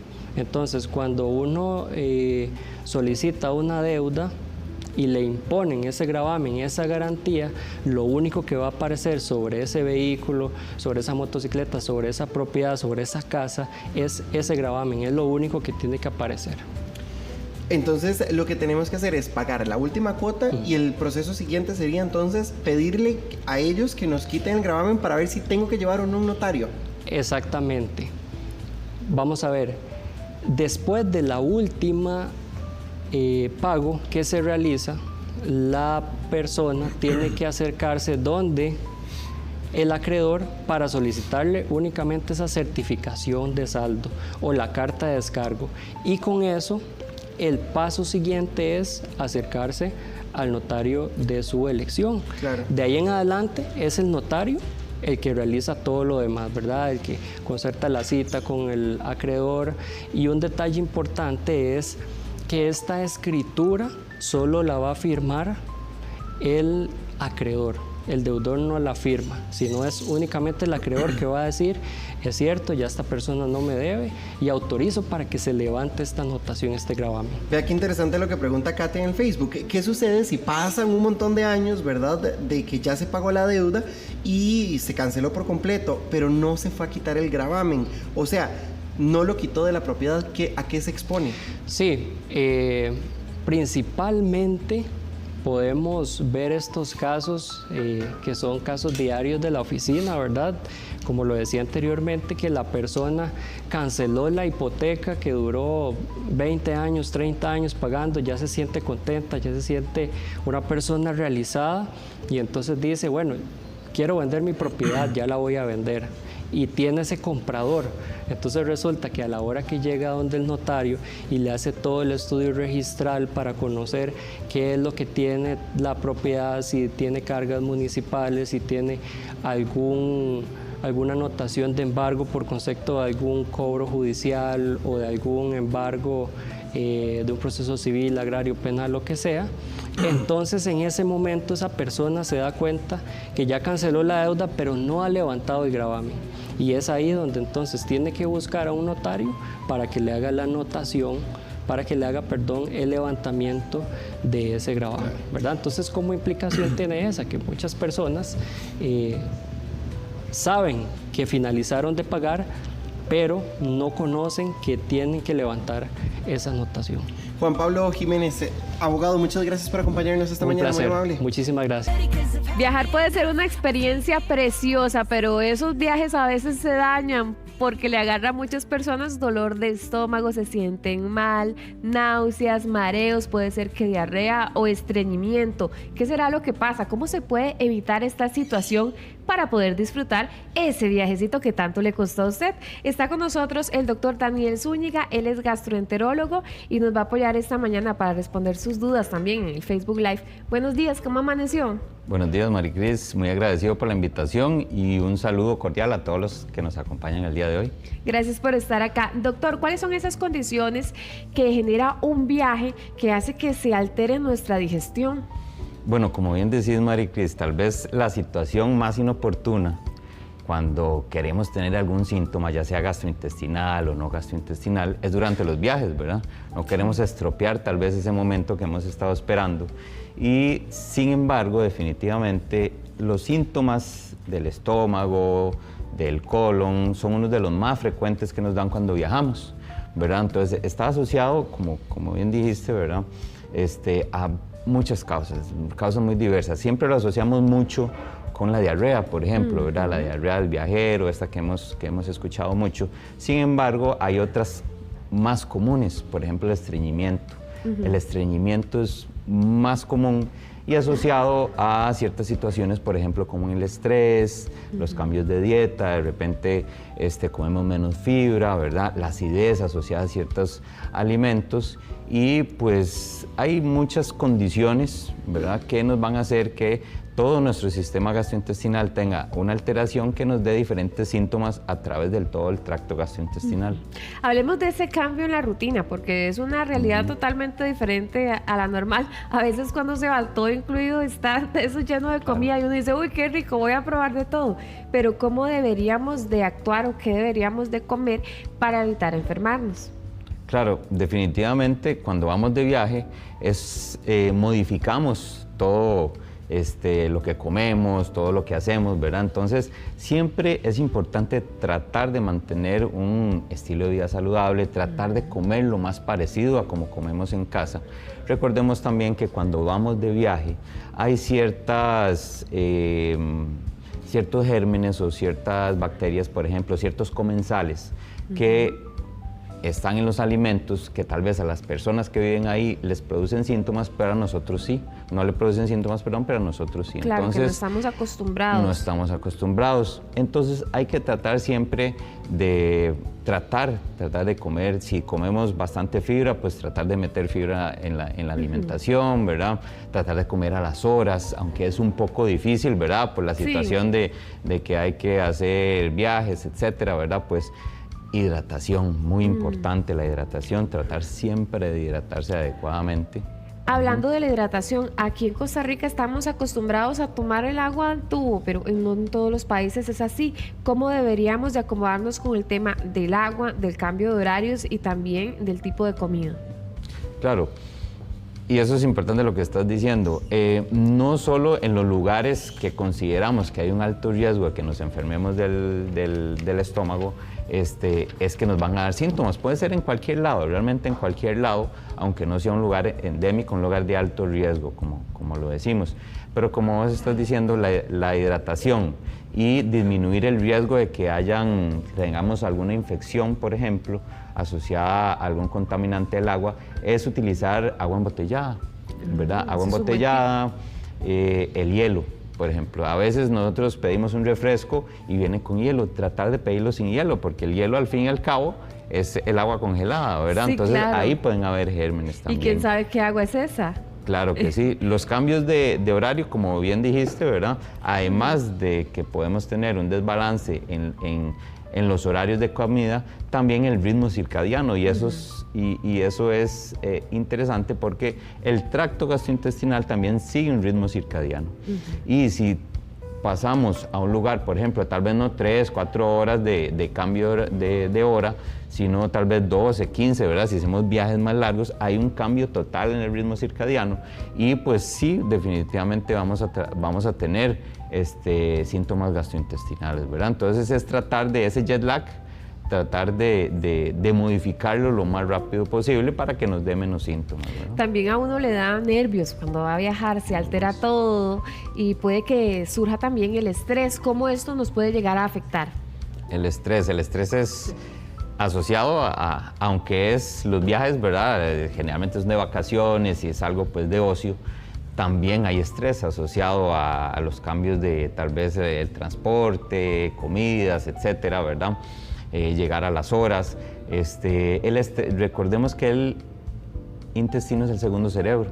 Y entonces cuando hay estrés secretamos ciertas sustancias como por ejemplo la corticotropina, que es la hormona del estrés, y pues ahí va a tener sus manifestaciones a nivel gastrointestinal. Pongo el ejemplo, cuando estamos ya sea en secundaria o universidad, ¿verdad? Y hay un examen y bueno, pues corre al baño, ¿verdad? Corre que nos da diarrea o que nos estreñimos, ¿verdad? Es igual cuando hay ese estrés de un examen, de una prueba, es lo mismo que el estrés durante un viaje.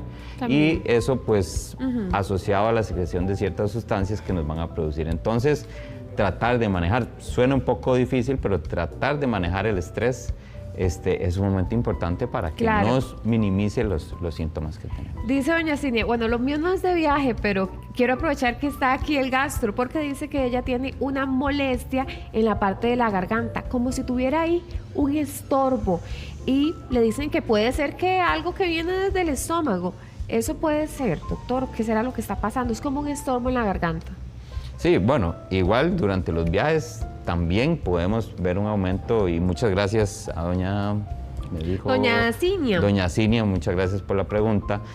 Sí, ya eso muy probablemente está asociado a enfermedad por reflujo, ¿verdad? Lo que pasa es que hay signos de alarma, como que se le queda atorada la comida, como hay vómitos o que siente que no le baja la comida, vómitos con sangre. Esos son signos de alarma, y si tiene más de 50 años, ahí es mejor, 45 o 50 años, ahí es mejor revisarla con una endoscopía, por ejemplo, para ver si hay manifestaciones. Pero muy frecuentemente esa sensación de atoramiento, etcétera, puede estar asociada a enfermedad por reflujo, aunque hay otras enfermedades que pueden provocarlo, y es importante siempre que uno, no se automedique, y dos, trate de buscar alguna ayuda profesional si hay algunos de esos signos de alarma que le comenté a doña Cinia.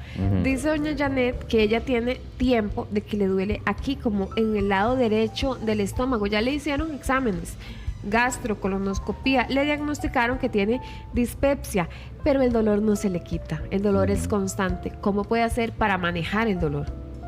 Bueno, la dispepsia puede estar asociada a diferentes casos, muy frecuentemente está asociada. Hay una dispepsia funcional que se llama, que básicamente hay una alteración funcional, no hay nada orgánico, o sea, no hay ninguna patología o ninguna lesión de importancia, y eso también con estilos de vida, ¿verdad? Cuidarse con el gluten, con las grasas, con los lácteos, con lo que le caiga mal. Pero también está asociado al Helicobacter pylori, por ejemplo. Entonces podemos ver si esta bacteria, que la tiene mucha gente y que nos puede dar esto que se llama dispepsia, ¿verdad? podemos buscarla por medio de exámenes en sangre, por medio de exámenes, no tanto en sangre, sino en heces, por medio de la endoscopía, igual de la gastroscopía. Y si la tiene, pues dar tratamiento, y no necesariamente en todos los casos, pero sí en algunos casos mejora mucho los síntomas. Dice doña Ana que ella tiene colitis, por ende le dan náuseas, le dan vómitos y en ocasiones también diarrea. ¿Qué le recomienda? A como me comentaste el caso, muy probablemente esté asociado a un digestivo irritable. Sin embargo, como te había comentado, y muchas gracias igual por la pregunta, hay que ver si hay signos de alarma, ¿verdad? Si esa diarrea es con sangre, si es una diarrea que por ejemplo, o le da más en la noche, ¿verdad? El tipo de diarrea, ya al hacer exámenes, si tiene sangre o si tiene una cosa que se llama glóbulos blancos, ¿verdad? Hay que hacer diferentes estudios para saber de dónde viene la colitis, y ahí es, en la medicina realmente lo más importante es el por qué. ¿Por qué pasó? O de dónde viene, ¿verdad? No tanto darle medicamentos, por eso es como tapar el sol con un dedo, ¿verdad?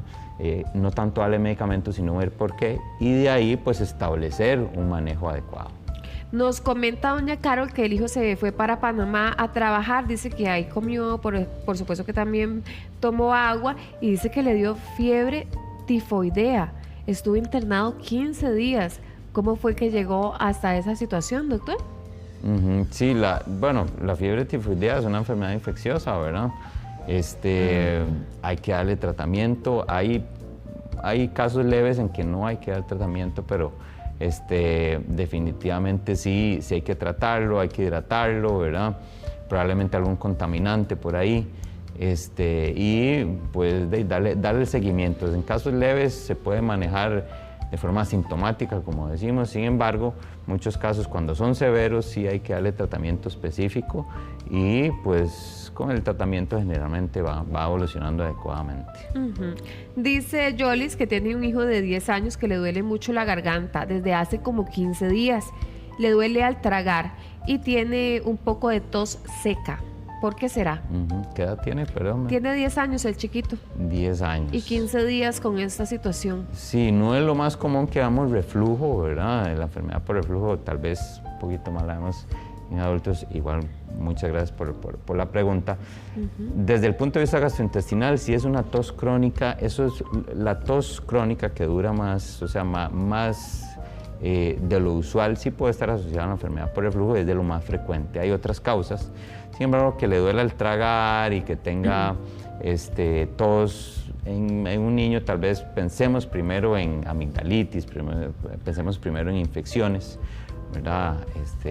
De otorrino o de la boca, de amígdalas, por ejemplo, adenoides, y después, si no, pues considerar la enfermedad por reflujo, que ahora en niños, desgraciadamente, cada vez a menor edad vemos el estrés, ¿verdad? Qué pecado, sí. A menor edad vemos estrés, y el estrés puede desencadenar, por ejemplo, la enfermedad por reflujo. Puede ser por estrés también.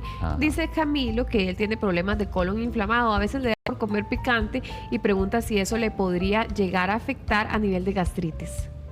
El colon inflamado. Él tiene las dos y él come picante a veces. Dice que sí le podría llegar a afectar. Sí, tiene que cuidarse con ciertos alimentos, ¿verdad? Los ácidos, picantes. Camilo, sí es importante ahí los estilos de vida saludable, mantener tu peso. Eso es muy importante. Se ha visto que la gastritis y la enfermedad por reflujo está muy asociada al peso, mantener tu peso. Sí evitar tal vez un poquito ahí los picantes, etcétera. Pero sí muchas veces está muy asociado, ¿verdad? La colitis, gastritis, siempre está muy asociado, y mucho también a estilos de vida, ¿verdad? Si tenemos buenos estilos de vida, ahí pues vamos a llevarla mejor. Hablando acerca también de los niños que hablábamos antes, dice Ivania que tiene un hijo de 14 años, le diagnosticaron gastritis, le duele en la boca del estómago. ¿Qué puede hacer para mejorar el tema de los síntomas? Hay que ver específicamente los síntomas, ¿verdad? Bueno, ya 14 años ya prácticamente es adulto, ya es un adulto, y pues sí, es muy importante, exactamente, sí, muy importante que los padres sean muy conscientes de la alimentación del niño, ¿verdad? Tanto para que tenga un buen peso, para que desarrolle masa muscular, para que se desarrolle adecuadamente, que a los 14 años, pues en la adolescencia es cuando más hay que suplementarse, cuando más hay que alimentarse adecuadamente. Entonces, pues bueno, comer a las horas, evitar que se brinque comidas, evitar gaseosas, por ejemplo, ¿verdad? Que los adolescentes ahora Les con mucha gusta. gaseosa, muchos tal vez azúcares refinados como repostería, hamburguesas, etcétera, que tengan mucha grasa, pues tratar de evitarlo o tener un espacio específico también es muy importante. Un horario, se puede decir. Exactamente, como decirle, pues bueno, 1 o 2 veces por semana vamos a tener el día de comer chatarra, ¿verdad? De comerse algo un poquito malo. Pero los demás días tratar de comer saludable. Bueno, Esos son una negociación algunos a la que tips, pueden una llegar. negociación Claro. que se puede llegar y le va a servir a futuro. ¿verdad? Dice doña Argeri que ella tiene 58 años de edad, dice que padece de divertículos, tiene un dolor muy fuerte que le dio en el lado izquierdo. La internaron durante 7 días, le dieron antibiótico durante esos 7 días y la doctora le dijo que eso no era peligroso, pero a ella le preocupa. ¿Podría llegar a más? Al parecer lo que tuvo y pues bueno, igual muy agradecido por la pregunta. Parece que tuvo un cuadro de diverticulitis, se le dio tratamiento antibiótico, habría que ver cómo evolucionó. Y bueno, pues también para hacer la acotación durante los viajes es importante también llevar un pequeño arsenal, ¿verdad?, de tratamientos por si nos pasa eso. Por ejemplo, si nos pasa en el exterior que tenemos un dolor fuerte y todo, lo más importante siempre ahí es tratar de buscar ayuda profesional, ¿verdad? Pero si no, pues tratar de tener algunos medicamentos para paliar los síntomas. Ahí lo que tuvo probablemente es una diverticulitis, una inflamación diverticular, habría que ver, hay diferentes grados de diverticulitis y ya con el tratamiento antibiótico se le quitó, pues bueno, va a evolucionar adecuadamente. Sí se recomienda, me dijiste, perdón. Doña Argeri. Doña Argeri, se recomienda hacer colonoscopía cuando hay diverticulitis y después de la diverticulitis, ya cuando le pasó el cuadro, sí es importante hacer una colonoscopía como para ver si hay alguna lesioncita o hay algo más que desencadenó esa inflamación de los divertículos. Pero si ya le pasó, probablemente fue una diverticulitis leve que se puede manejar con estilos de vida saludable igual, ¿verdad? Doctor, le agradezco muchísimo. Lo está saludando aquí doña Sandra y ya casi les vamos a contestar a las personas fuera de cámara que nos faltaron. Sandra. Gracias. Maricris, muchas gracias. Muy amable. Seguimos, Diego. Maricris, muchas gracias. Vea, lo peor que puede hacer uno cuando uno tiene una herida emocional es tragarse ese dolor. Eso es lo peor que puede hacer uno como ser humano. ¿Por qué? Porque precisamente hay que aceptar esa herida, hay que aprender a perdonarnos a nosotros mismos. Y para hablar de este tema nos acompaña precisamente la psicóloga Ani Araya, quien vino desde La Fortuna de San Carlos. Ani, bienvenida, cuénteme, ¿cómo hizo para venir acá? No, pues te comentaba que me vine desde anoche para evitar un poco las presas, pero no, un placer, encantada de poder estar acá compartiendo con todos ustedes y bueno, espero que este tema sea de bastante provecho para los que lo vean.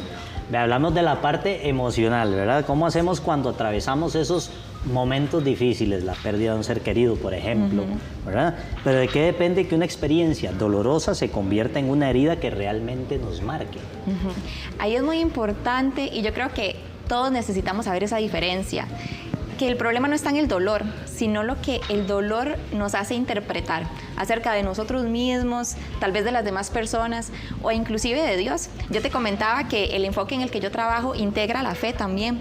Entonces es súper importante que nosotros aprendamos no solo a poner el enfoque en la emoción, porque el dolor en sí no es lo que destruye a la persona, sino que todas las emociones son necesarias, ¿verdad? Yo creo que eso lo hemos escuchado, aunque no todas son placenteras de sentir, todas son necesarias, todas tienen una función que vienen a formar en nosotros algo, pero lo que verdaderamente va a marcar es que esa experiencia me marque cómo yo voy a interpretar de ahí en adelante las diferentes situaciones. Por ejemplo, tú decías una pérdida, que entonces ya yo empiece a vivir con temor a perder el trabajo, a perder otro ser querido, y entonces vivo desde el temor, o en un abandono, empiezo a sentir y a creer de mí misma tal vez que no soy lo suficientemente valiosa, y de ahí en adelante empiezo a vivir como si no tuviera el valor necesario, y así me relaciono con los demás, y así me identifico en mi relación con Dios, y entonces no puedo tener relaciones saludables. Eso es lo que verdaderamente viene a marcar lo que empezamos a creer acerca de nosotros mismos desde el dolor. Eso es lo que marca. Ani, hay una canción que dice, ya te olvidé, vuelvo a ser libre otra. Bueno, ¿cómo sabe usted precisamente, verdad, de que algo realmente está superado? Porque yo puedo decir eso, pero tal vez tengo esa emoción ahí. ¿Cómo hago para identificar eso y sanar? Sí, a veces creemos que ya no duele porque ya no estoy llorando todos los días como al inicio de la ruptura, ¿verdad? Ahora que usted toca la canción. O porque ya no pienso en eso constantemente, porque ya la situación no está fresca, entonces digo, no, ya yo lo superé. Pero es importante, yo creo que más que identificar señales, hay como una sola señal en la que yo tengo que ponerme ahí vivillo y darme cuenta de que todavía hay una herida que está dominando mis reacciones. Y justamente es eso, cuando yo permito que una herida forme parte de mi identidad. ¿Cómo así?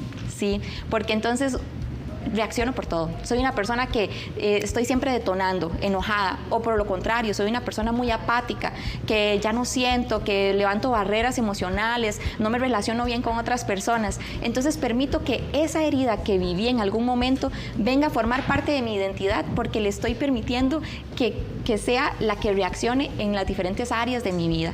Y ahí es donde me doy cuenta de que no he sanado realmente, de que no lo he superado. Ani, cuando una persona logra reconocer que le dolió sin justificarlo ni esconderlo, ¿qué transforma ese acto de aceptación, ¿verdad?, en el proceso de sanar? Ay, bueno, es súper importante.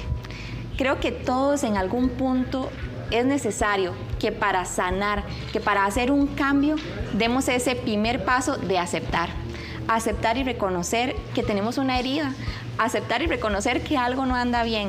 Y aceptar y reconocer eso también me lleva a darme cuenta de que yo soy vulnerable, de que no lo puedo tener todo resuelto, y eso me lleva entonces a buscar ayuda, a darme cuenta que yo no puedo sola, que no puedo solo, que necesito ayuda.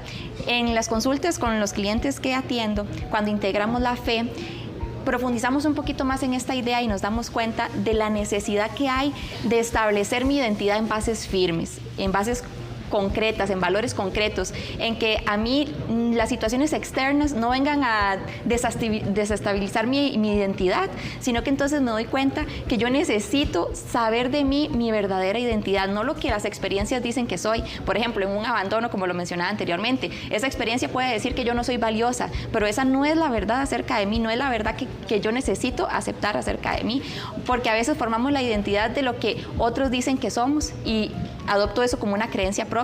Tal vez hablan de nuestra apariencia y adopto eso como una creencia propia. Tal vez hablan de nuestras capacidades, tal vez aquellos que recibieron palabras muy duras, como es que usted de verdad no nació para ser nadie en la vida, ¿verdad? Del corredor no va a pasar, de verdad, todas esas frases muy difíciles, y adoptamos eso como una creencia propia. Entonces, darme cuenta de lo vulnerable que soy me ayuda a aceptar que necesito ayuda y que necesito poner bases firmes en mi identidad. ¿Y qué más que Jesucristo, que viene a hablarnos de quién somos nosotros realmente? En la Escritura podemos encontrar de nuestra verdad, de quiénes somos llamados a ser, de que somos amados, de que a pesar de nuestros errores, ¿verdad?, nosotros estamos llamados a seguir adelante, a ser guiados, a superar las cosas. Esa es nuestra identidad que viene a ser formada a través de esos valores concretos. Ani, precisamente estamos en este momento en nuestras redes sociales, en Facebook, y nos está poniendo doña Sandra: un saludo, vieras que yo lloro mucho. ¿Qué puede ser esa señal? Bueno, doña Sandra, un gusto, gracias por esa pregunta. Hay algo en el temperamento de las personas que tiene que ver con la parte de sensibilidad. No todos tenemos el mismo nivel de sensibilidad, algunos sentimos más intensamente que otros. Entonces, por ahí, ¿verdad?, poder estudiarse esa parte del temperamento.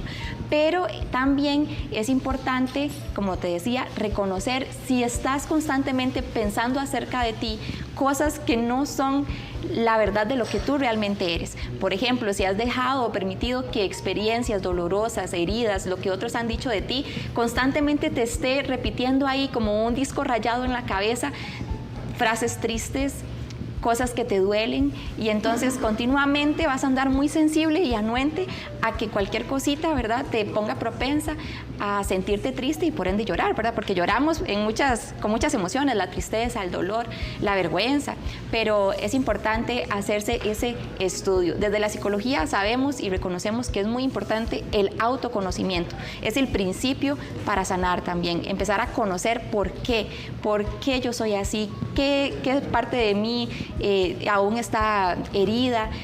cuáles son mis habilidades, cuáles son aquellas cosas, mis debilidades también que debo de ir superando y mejorando. Ani, vea lo que nos pone en este momento, por ejemplo, Camilo.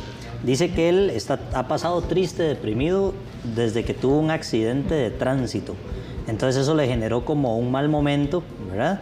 Y esa tristeza y demás lo ha llevado inclusive a lastimarse a sí mismo. Wow. Sí, bueno, Camilo, lamento mucho escuchar eso que viviste. Es importante buscar ayuda, como lo decía anteriormente. Porque con las situaciones traumáticas pasa algo que le podríamos decir que es como que la amígdala fue secuestrada. La amígdala es ese órgano que produce las hormonas que nos hacen sentir dolor, ¿verdad? Ansiedad. Entonces, desde ahí se generan emociones muy intensas y cuando vivimos emociones muy intensas es como que la amígdala quedó secuestrada ahí, en esa emoción, y entonces podemos vivir esas emociones continuamente todos los días en una constante. Por eso es muy necesario ver todas las partes del ser humano, tanto la parte física como el alma y también la espiritual. Es importante abrirse, hablar de eso, poder estudiar qué es lo que todavía repite mucho en tu cabeza y qué creíste a partir de ese accidente que aún hoy repercute en cómo te sientes. Sí. Ani, vea por ejemplo el tema, es un tema que precisamente activa a la gente. Vea lo que nos dice Lau. Mi madre murió hace 3 años y aún no puedo hablar sobre ella porque lloro. Creo que, Lau, a veces a las personas no nos han enseñado a expresar nuestras emociones. No nos han enseñado a que está bien expresar las emociones. Y a veces tenemos miedo. Pero ¿sabes qué? El miedo de sentir es porque no tenemos confianza. El miedo nos habla de una falta de confianza. Y una falta de confianza a veces en nosotros mismos porque sentimos que no tenemos los recursos ni las habilidades para afrontar esas situaciones. Sentimos que no estamos capacitados y no sabemos si vamos a ser capaces de afrontar esa situación. Pero esa falta de confianza se trabaja estableciendo esos valores concretos en mi vida, reconociendo que yo no soy lo que las situaciones dictan que soy, que no soy lo que otros dictan que yo soy lo que Jesucristo dice que yo soy. Y eso puede ayudarme a afrontar y fortalecer todas nuestras vidas. Ani, nos pregunta Xioma, ¿cómo se hace cuando una persona que uno está conociendo le provoca tanta incomodidad? Bueno, ahí yo siempre le digo a los pacientes en consulta que a veces es como un espejo, ¿verdad? Esa otra persona. Si me produce incomodidad, debo de ver qué está reflejando de mí en esa persona. O sea, ¿será que me siento amenazada? ¿Será que, por ejemplo, a veces digo, uy, no, esa persona no me cae muy bien? Pero ¿será que es que la forma en la que ella se mueve, reacciona, habla, la manera de comportarse, me está recordando a mí a otra persona, me está recordando una situación que viví o me está reforzando a mí una creencia sin querer, ¿verdad? La persona lo hace, pero me está reforzando a mí una creencia de que, mira, tal vez alguien que es muy capaz o estudiado en comparación con otra persona que tal vez no ha tenido esas oportunidades, de repente esa persona dice, no me cae muy bien, no me simpatiza, pero lo que se está sintiendo es amenazado por los estudios de esa otra persona porque le refuerza esa creencia mental de que ella no es lo suficientemente valiosa. Entonces es importante poder ver a las otras personas cuando me incomodan como un reflejo de que algo no anda bien en mí, de que hay creencias que estoy teniendo autodestructivas o disfuncionales de mí. Vean, y le agradecemos muchísimo por estos minutos, por haber venido desde la Fortuna de San Carlos a hablar sobre este tema. Muy agradecidos, muchísimas gracias. Pero le dejo una tareita. Vean, es que tenemos bastantes preguntas en Facebook. ¿Usted cree que se pueda meter un segundito? Claro que sí, será un placer, sí. Bueno, muchísimas gracias, Maricris. ¿Usted sigue con más? Si usted necesita ayudar a la bilis, el hígado o digerir las grasas, existen ciertas recomendaciones naturales, por ejemplo el agua de rabanito, que usted podría hacer para depurarse, sentirse más liviana, más liviano y pues obviamente tener un mejor día. Está con nosotros la doctora Frania Arias, que nos va a explicar justamente eso. Doctora, ¿qué señales a veces nos manda el cuerpo que necesitamos como tener esa depuración? Claro, estoy súper feliz, Rafa, de estar aquí, gracias a Dios, ¿verdad? Porque el cuerpo ocupa esto, liberar todas las toxinas, porque cada día, imagínate, aquí con el humo, el smog, bueno, había súper presa, ¿verdad? Entonces, el smog también absorbemos metales pesados, los alimentos, hay alimentos procesados que nos provoca malestar. Miras que esos síntomas son increíbles cuando los pacientes refieren fatiga por intoxicación por el cuerpo. El cuerpo se intoxica mucho. ¿Qué sustancias dañan nuestro organismo? Usted ahora mencionaba el humo de los carros, pero ¿qué más a lo que nos exponemos todos los días? Miras, las grasas saturadas de los alimentos procesados, eso es malísimo, miras que es muy malo. Además, los azúcares refinados nos hacen que el cuerpo se intoxique. Y también lo que es en el aire, ¿verdad? Todas las partículas que respiramos, y cuando consumimos algo, por ejemplo, de un envase metálico, podemos ingerir metales pesados, como por ejemplo el plomo, el cadmio, que son tóxicos al cuerpo. Empecemos con el agua de rábano, doctora. Estas son diferentes propuestas para generar ese detox que usted dice. ¿A quién le funciona eso? Vieras que eso es muy importante porque él tiene lo que es el antioxidante y es desintoxicante a la vez para eliminar todo lo que son problemas de fatiga. También el paciente reporta cuando está intoxicado lo que es la piel seca, entonces mejora mucho la piel seca y es totalmente diurético porque todo se elimina por riñón, depura el hígado, ayuda a que se regenere el hígado y produzca más bilis para que salgan esas grasas malas. ¿Cuál es el compuesto natural del rábano que estimula justamente eso, doctora, la limpieza de los órganos? Miras que son compuestos azufurados que mejoran mucho lo que es la producción de bilis para estar con toda la energía. ¿Cómo lo hacemos? Perfecto. Ve, aquí yo traje los 3 rábanos. Son 3 rábanos. Nada más. Únicamente. Ok, ahí está justamente la receta en pantalla. Usted va a necesitar 3 de rábanos medianos, una taza de agua, jugo de medio limón y una cucharada de miel. Ahora sí, ¿cómo lo hacemos? Ve, entonces tenemos aquí todos los ingredientes. Lo que tenemos que hacer es rallar el rábano. Claro, porque miras que la sustancia más poderosa, la inhibina, así se llama, y también el compuesto sulfurado, es todo lo que contiene aquí en la cáscara. Este es el superpoder. Aquí está toda la maravilla en la cáscara. O sea, la cáscara no la quitamos, Dios libre. No, este es el héroe, como uno dice, el héroe, increíble, ¿verdad? Doctora, cuando hacemos esta agua de rábano, ¿en qué momento del día consumirla para potenciar aún más los beneficios? Rafa, yo recomiendo, es una taza de esta agüita de rábano cada día en ayunas por 5 días. ¿Cómo favorece esta agüita la función del hígado y la digestión de las grasas?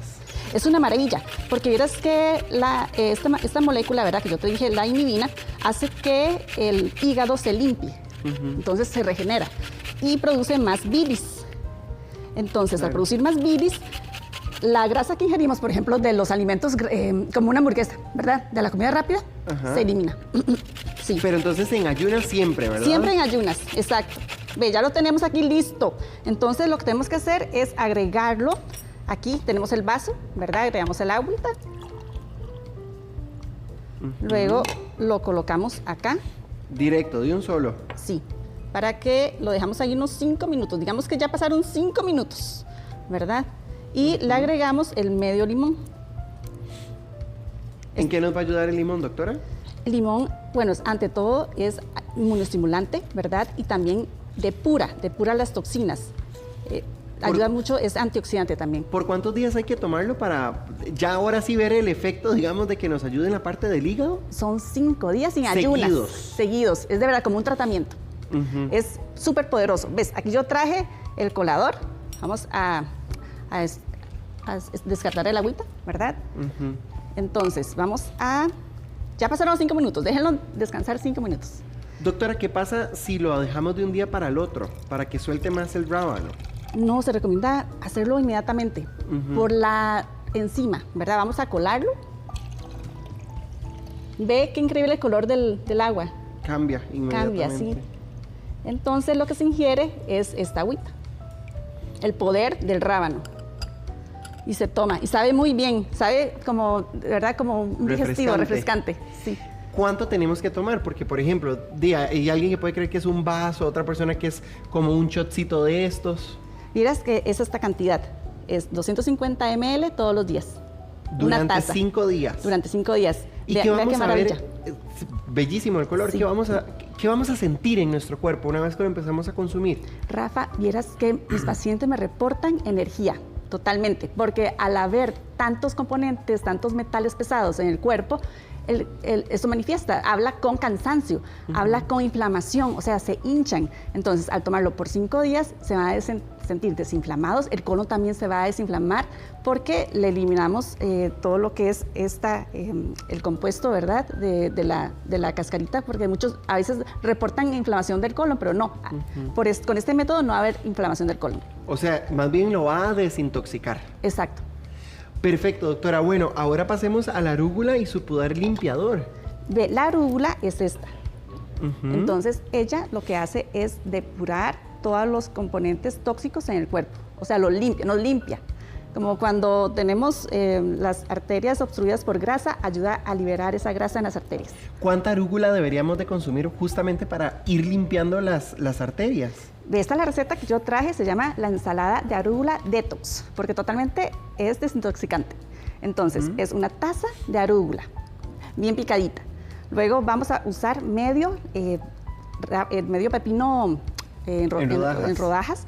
Luego vamos a poner medio limón como parte del aderezo. Yo digo que hagan esto, ¿verdad? Lo agregan ahí mismo en la ensalada con cuadritos de aguacate y importantísimo el aceite de oliva. Siempre recuerden el aceite de oliva porque es antiinflamatorio. Vean, lo agregamos, es una cucharadita. Nada más. Y ese es el aderezo que tenemos que usar todos los días para la ensalada. No usen grasas. ¿Y la sal? Y importante, porque la sal sí nos da el componente de sabor, ¿verdad? Pero apenas una pizquita. En pantalla tenemos sal rosada. ¿Podemos usar sal blanca también? Sí, pero la que es sal marina. Okay. O sal rosada. Esas son las que realmente podemos entonces consumir. Son las más no recomendadas. la sal de la cocina normal. No, se recomienda la rosada o la sal marina, que es tiene menos sodio y es mejorar toda la salud. Hablemos de la bomba depurativa de limón y jengibre. Ay, esa me fascina. Aquí la tengo. Ve, esto, bueno, ayer la hice, ¿verdad? Y en la cocina olía a puro jengibre y puro limón. Entonces yo creo que yo ya recargué mi cuerpo con muchas defensas. ¿En qué nos va a beneficiar esto?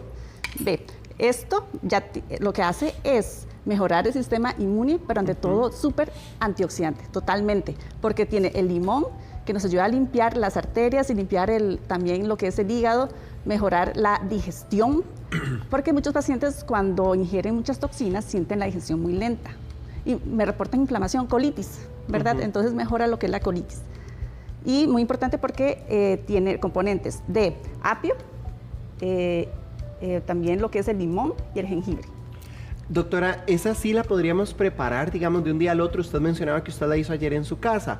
Sí. ¿O esa también hay que hacerla al momento? Lo ideal es fresquita. Por ejemplo, en las mañanas se recomienda también en ayunas por 5 días. ¿Pierde propiedades si la dejo, digamos, en el refrigerador? Sí, lo ideal es inmediatamente hacerlo. Porque se prepara así, ve, se calienta la taza con agüita tibia. Pongámosla aquí para que la podamos ver. Agua tibia. Sí, agua tibia. Y jengibre. Inmediatamente cuando está tibia le agregamos las rodajitas de jengibre. Lo dejamos igual reposar 5 minutos. Aquí la clave, ve que he repetido 5 minutos. 5 minutos en la agüita de rábano y 5 minutos en lo que es el agua de limón y jengibre. Porque ahí tenemos que esperar que suelte las propiedades del jengibre, porque también el jengibre nos ayuda a eliminar todos los problemas respiratorios, también más en esta época. O sea, nos mejora todo el sistema inmune, ¿verdad? Y dejamos ahí reposar y luego igual lo colamos. Bueno, ese es el agua depurativa de limón y jengibre. Ahora pasemos al limpiador de manzana verde que tenemos ahí, ¿verdad? Este es riquísimo y son batidos verdes. Ahora que yo digo, todos los pacientes me dicen, quiero perder peso, quiero mejorar mi salud, les recomiendo es batido verde de manzana. Es el mejor. Vea, lleva una manzana verde, medio pepino, una rama de apio, también jugo de medio limón y una taza de agua. Correcto. ¿No lo colamos, doctora? No, yo prefiero la fibra porque la manzana, vean que ella también es un superalimento. La manzana tiene una enzima que se llama pectina, que es una enzima muy hidrosoluble. Entonces lo que hace es que se produzca más fibra, nos ayuda a la digestión y eso que vos ves, que es la pulpa, ¿verdad? De la manzana. La fibra. La fibra, la pura fibra nos ayuda también a bajar el colesterol, a tener muy buena salud digestiva y a sentirnos bien, a tener energía. Es que todos ellos nos dan energía, esa es la maravilla. Y también nos baja la grasa. La grasa del colesterol. Antes de comer.